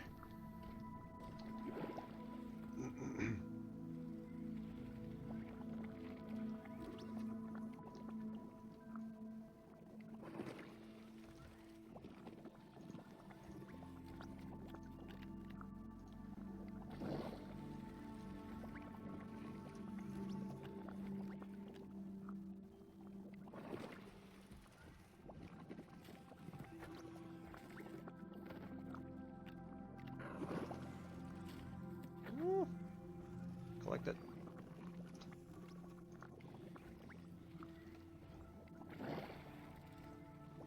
Alright, here we go. Almost to 140.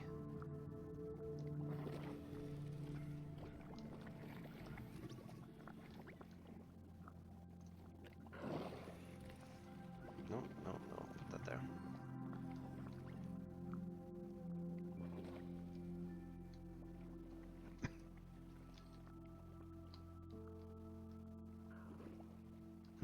Interesting.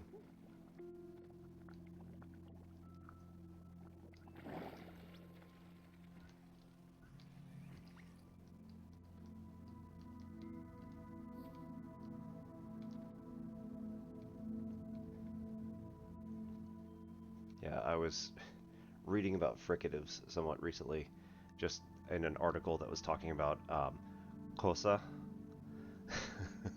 which was the uh, language that African language that they chose to use for Black Panther. I was like, oh my goodness.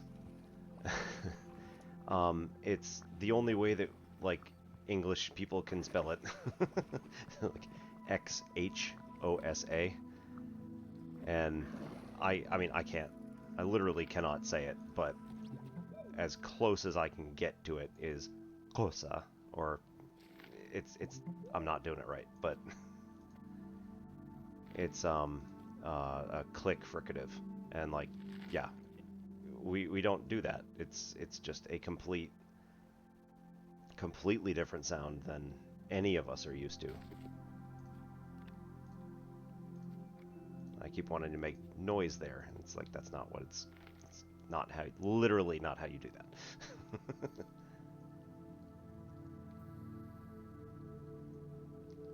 Like I think it's a glottal fricative, so it's a sound, but you like don't make noise other than the just snappy click. And yeah, listening to other people do it, I was just like, that is amazing. I mean, it's a whole new channel of audio, right? Like, it is completely unused information space.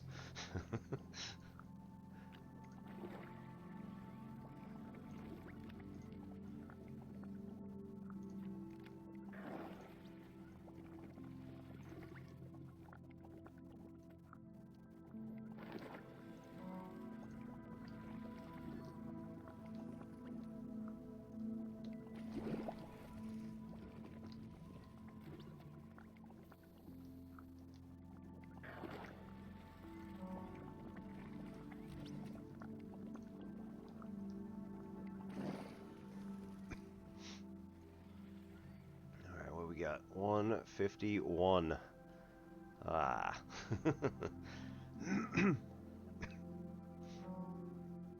Alright, here we go.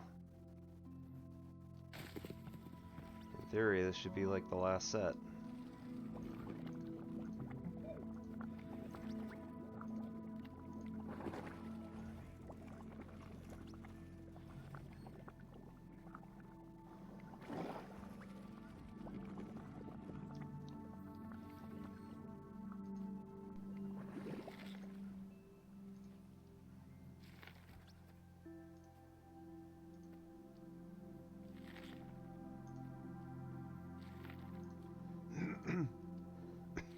So that was the other thing about that particular language, was the guy who played T'Chaka, T'Challa's father, is a native speaker of Xhosa, and then Chadwick Boseman learned the language. Like, in order to speak with him in, well, the dream sequence, but also in a couple of the other places where it's just the two of them talking. So like he learned that language for that particular part, and I mean, you know, a small amount, but still, again, he's American, or was. He was American, and like that's not in our. It's not in our lexicon anywhere.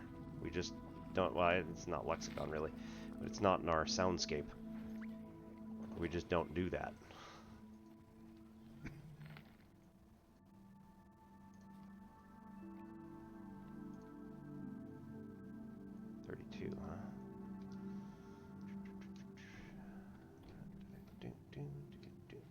Really? Man. No.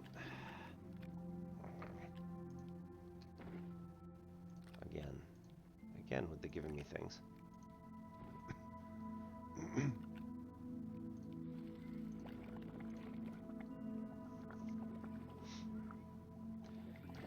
Why didn't it pick it? Oh, man. Why don't you pick it up? See, you picked up that one. There were just two sitting right there, and it didn't bother. 58. Really? Okay. Well, we'll take this one off then. This is the last one. Oh no, I got one right there. Never mind. There's 160. Alright. So we're going to pop this up there.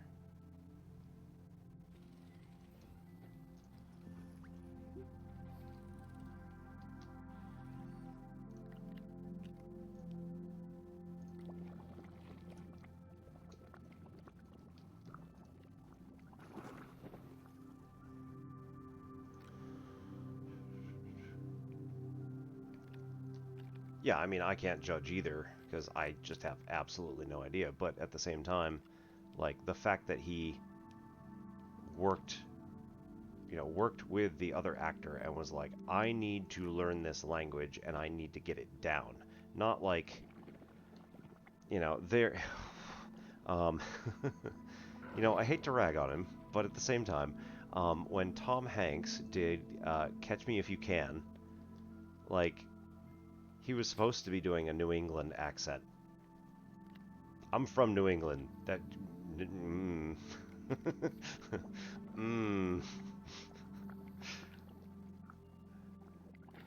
I was just like, oh, no. No, buddy.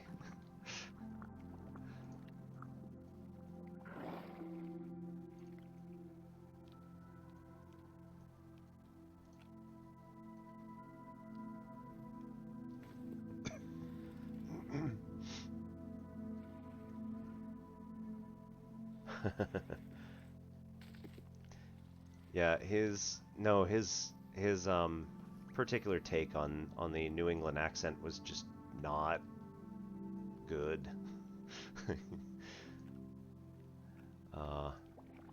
And I mean, I shouldn't rag on him too much. Like he at least made an attempt. But yeah, some of them were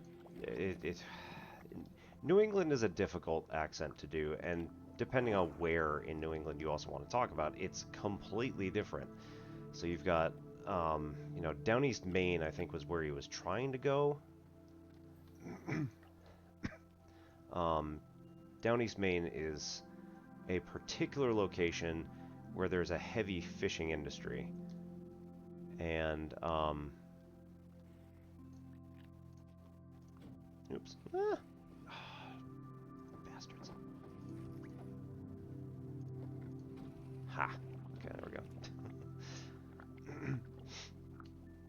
Yeah, so there's a heavy fishing industry in Down East Maine, and it's got this very strong culture that goes with it. So, I mean, I guess, but at the same time, like, because I'm from that area-ish, it at least sounded like he was going for Down East Maine. And again, it's just one of those things where I'm like, That's... no. That's not it. Alright, here we go. All in one shot. Woo!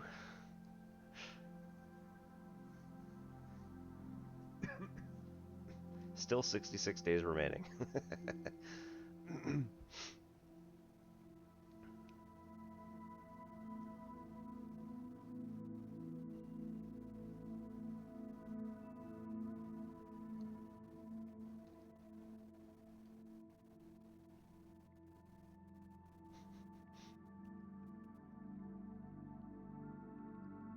Oh, that's interesting.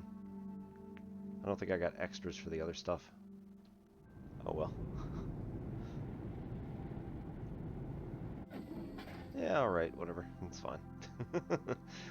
Yeah, so I did not go beyond beyond the 8,000. I think that there was more than 8,000 there. Yeah, proximity repeater, so we got the button again. And we got aluminum. And we got, yep, more auto arms. So aluminum graphite to make more auto arms. That's specifically what they wanted. And here, gas canister. Yeah, another gas canister. Another button and some research. Awesome. Which again, you can use directly for a small amount, or you take it and put it on the actual research thing, and it should give a much larger amount.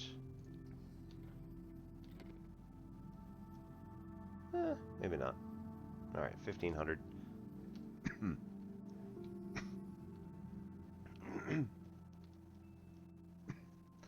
So, yeah, anyway. So, if he wasn't going for Downey's main, I have no idea what he was going for. And that's also potentially part of a problem-ish. Being, again, I'm from that area. It's just kind of like, I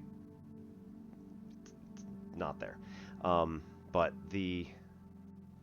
if you wanted to hear an actual, like, Down East Maine, New England accent, there is a series that was done in the 1970s by a couple of guys who went to Yale, called Bert and I. And Bert and I is done in the style of the Down East Maine fishing village sort of, like, it's the kind of stories that you would hear in one of these places. They did some serious actual research and, like, visited the towns and talked with the people and tried to get an understanding of how it all worked. So this was a really interesting project for these guys. And then they ended up, like, making up their own stories and sold it as Bert and I, More Bert and I. There's like The Adventures of Bert and I don't remember. There were like 4 or 5 records that they made out of it, audio records, and it was billed as like sort of comedy, that sort of thing.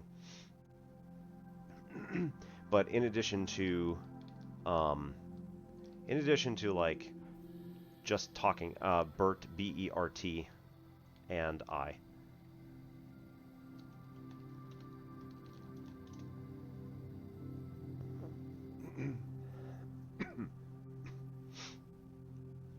You can hear samples of it on YouTube, I'm sure. But, yeah, so in addition to just telling a story, so it's kind of like a couple of guys who are sitting around a Cracker Barrel or, you know, sitting around drinking their morning coffee at, like, the local coffee shop or the diner or whatever there is. You know, the one place in town that everybody gathers. But it's usually, like, people are, the people who are doing these kinds of stories, not only like tell what happened in the story, but there's a long sort of roundabout way of doing it, and a lot of times, or at least in this, they also make the noises that are going on in, you know, whatever's going on. So, oh goodness. Hope I don't get DMCA'd.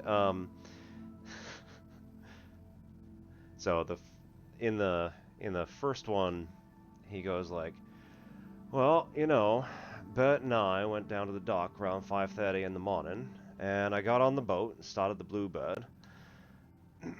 And he says, you know, I went up to the engine, I grab it, and I pull. And he's doing the noise of, like, trying to pull start an engine. And I mean, it is really good and really well done.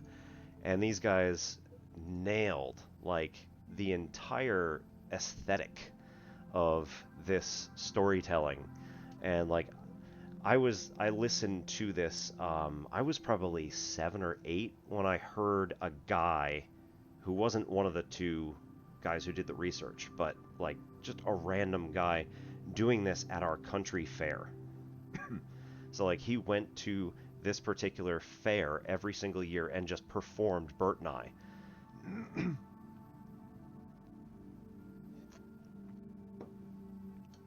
that was, like, all he did. So he was on, like, twice or 3 times a day, and, you know, he gets a couple $100 or whatever for the week. Of course, this was also the 1980s, but... But, you know, things like that happen.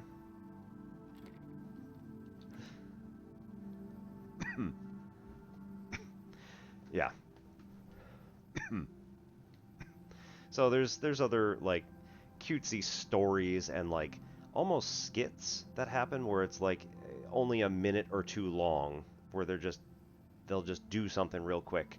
And there's usually, like, a weird kind of local, you know, localism, if you will, you know, some sort of phrase that's passed into common parlance from anybody who knows what it means.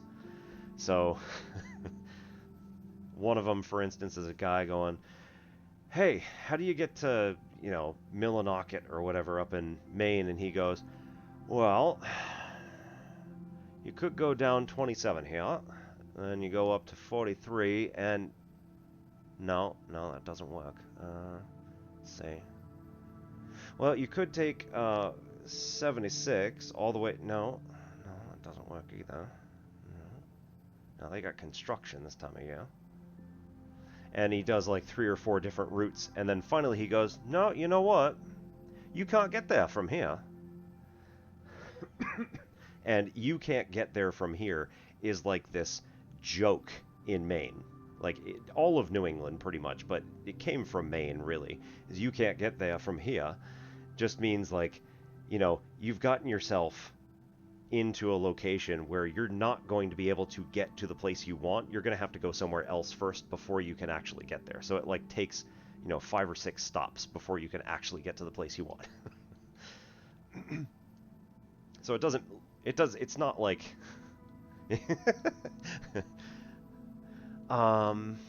Did you ever watch Square One TV? Long shot, I know, but...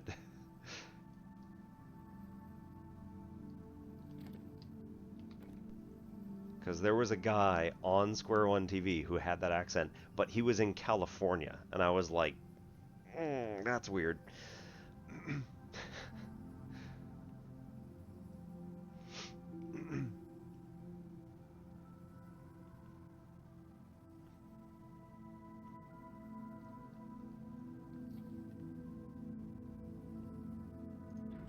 Who was it?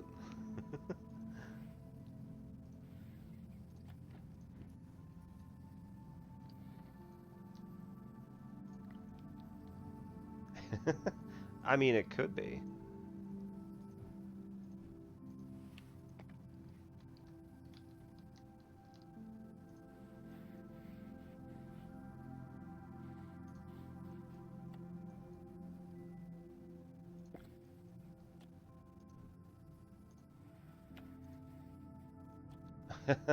Episode 2. Well, that is a point. I have not seen that one all the way through. So, it very well could be. I would be kind of surprised if it was, though. That's... I don't know. Huh.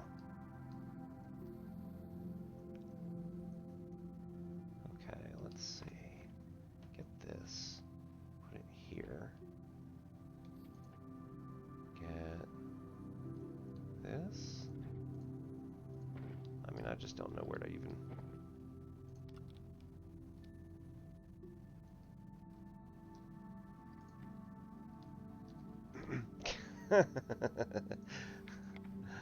I mean, that is literally my my platform name here, but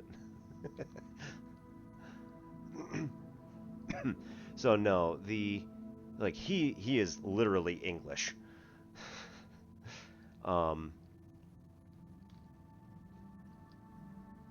Which I mean is its own thing.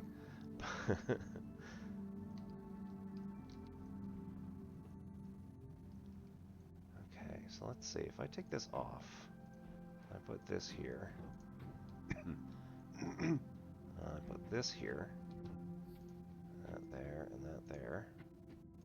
I need to generate some good wind is the problem. And we can't get that really from this location. So we just need to hook up enough RTGs.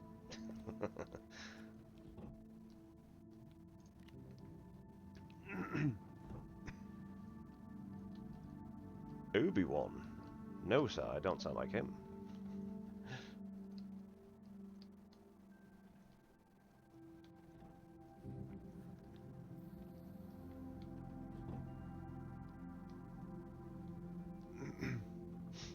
Yeah, that's way too low. Alright, I don't have anywhere near enough power to get that. So, I was thinking it would be a nice, easy thing to just, like, toss something on here and...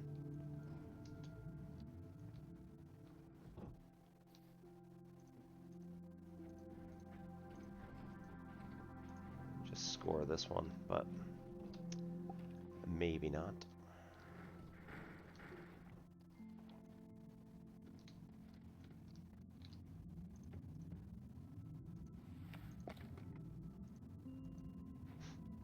I think the problem is there's really... Hello there. So I can intentionally do it.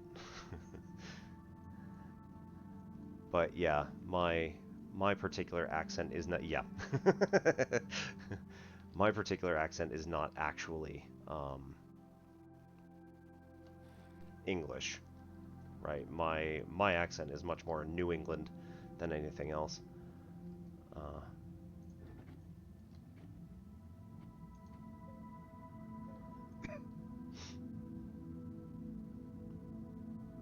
It's not... Okay, hang on. Oh, am I supposed to go the other way? Is that the problem? There we go. Okay. Yeah, cute. Alright. Just sucks all the power right out of it. Okay. Cool, cool, cool. What the hell? Oh, I see. That's interesting. It's trying to draw more power from the rover, and it is and isn't at the same time, so it's wavering.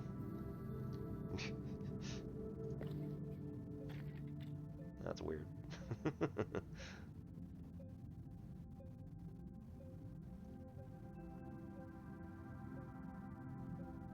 Alright, anyway.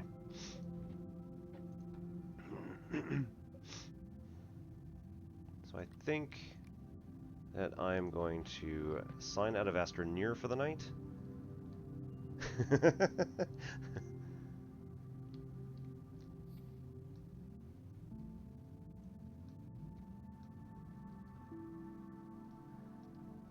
Who is it? It's, I think it's Commander Archer, who is a Elite Dangerous streamer, who is British and also has like the same sort of look where it's like, you know, reddish sort of hair and the Obi-Wan beard. I mean, he looks much more like Ewan McGregor than I do. But I look much more like the Obi-Wan Kenobi Pez dispenser, hence my name.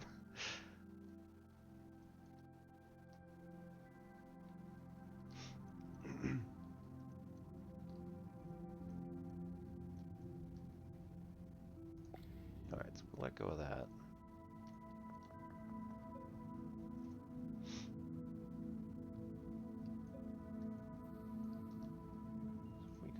this way. Like, just plug this in over here just in case.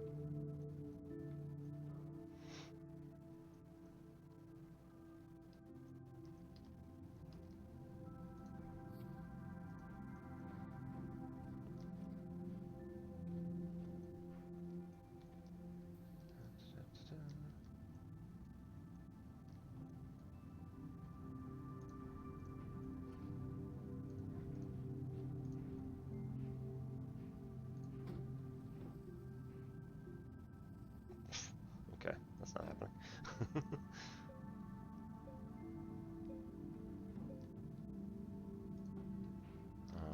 Alright, so then if we go like this, put that over here, it's just going to dump out all of the power that it's generating. Yeah, okay. Yeah, we're way over the top. That's cool. Okay. Well, I mean, that... What's his name? Rolf? No.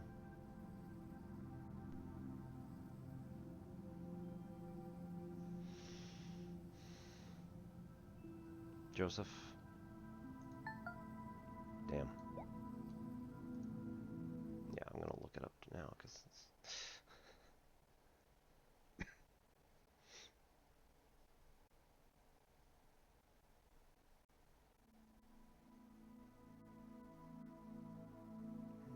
Oh, Christoph Waltz. Yeah, yeah. He is beyond incredible just by himself. Like,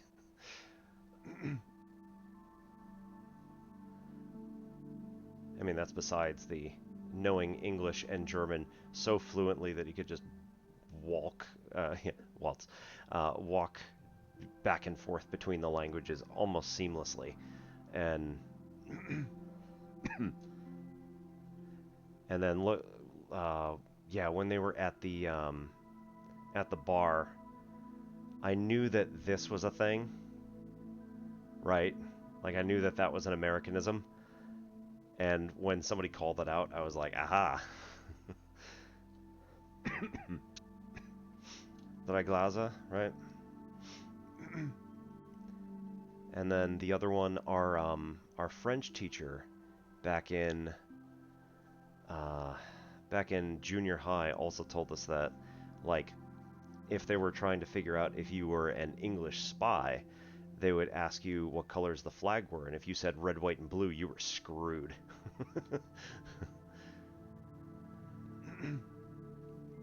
Because in French it's bleu, blanc, et rouge, so blue, white, and red. So if you accidentally got it backwards, you're an American.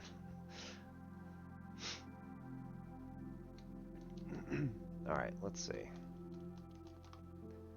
So, what else have I been interested in getting through or starting or something?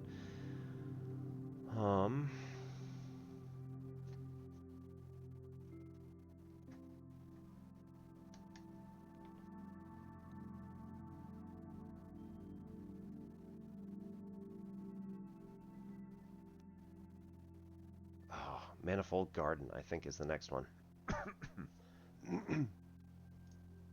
So I heard some really good things about this, and I bought it because I was just like, oh, this is the same people who did that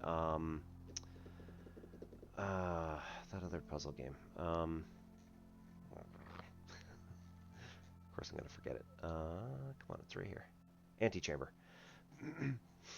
So Manifold Garden is the same people who did Antechamber, and I wanted to try it out, see how it was.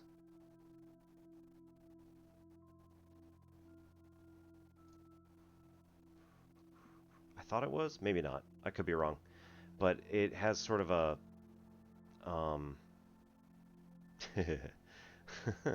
well, it's also Michael Fassbender. I mean, no offense to the guy, but... yeah, okay. So maybe it just looks like it. Okay. Let's try it.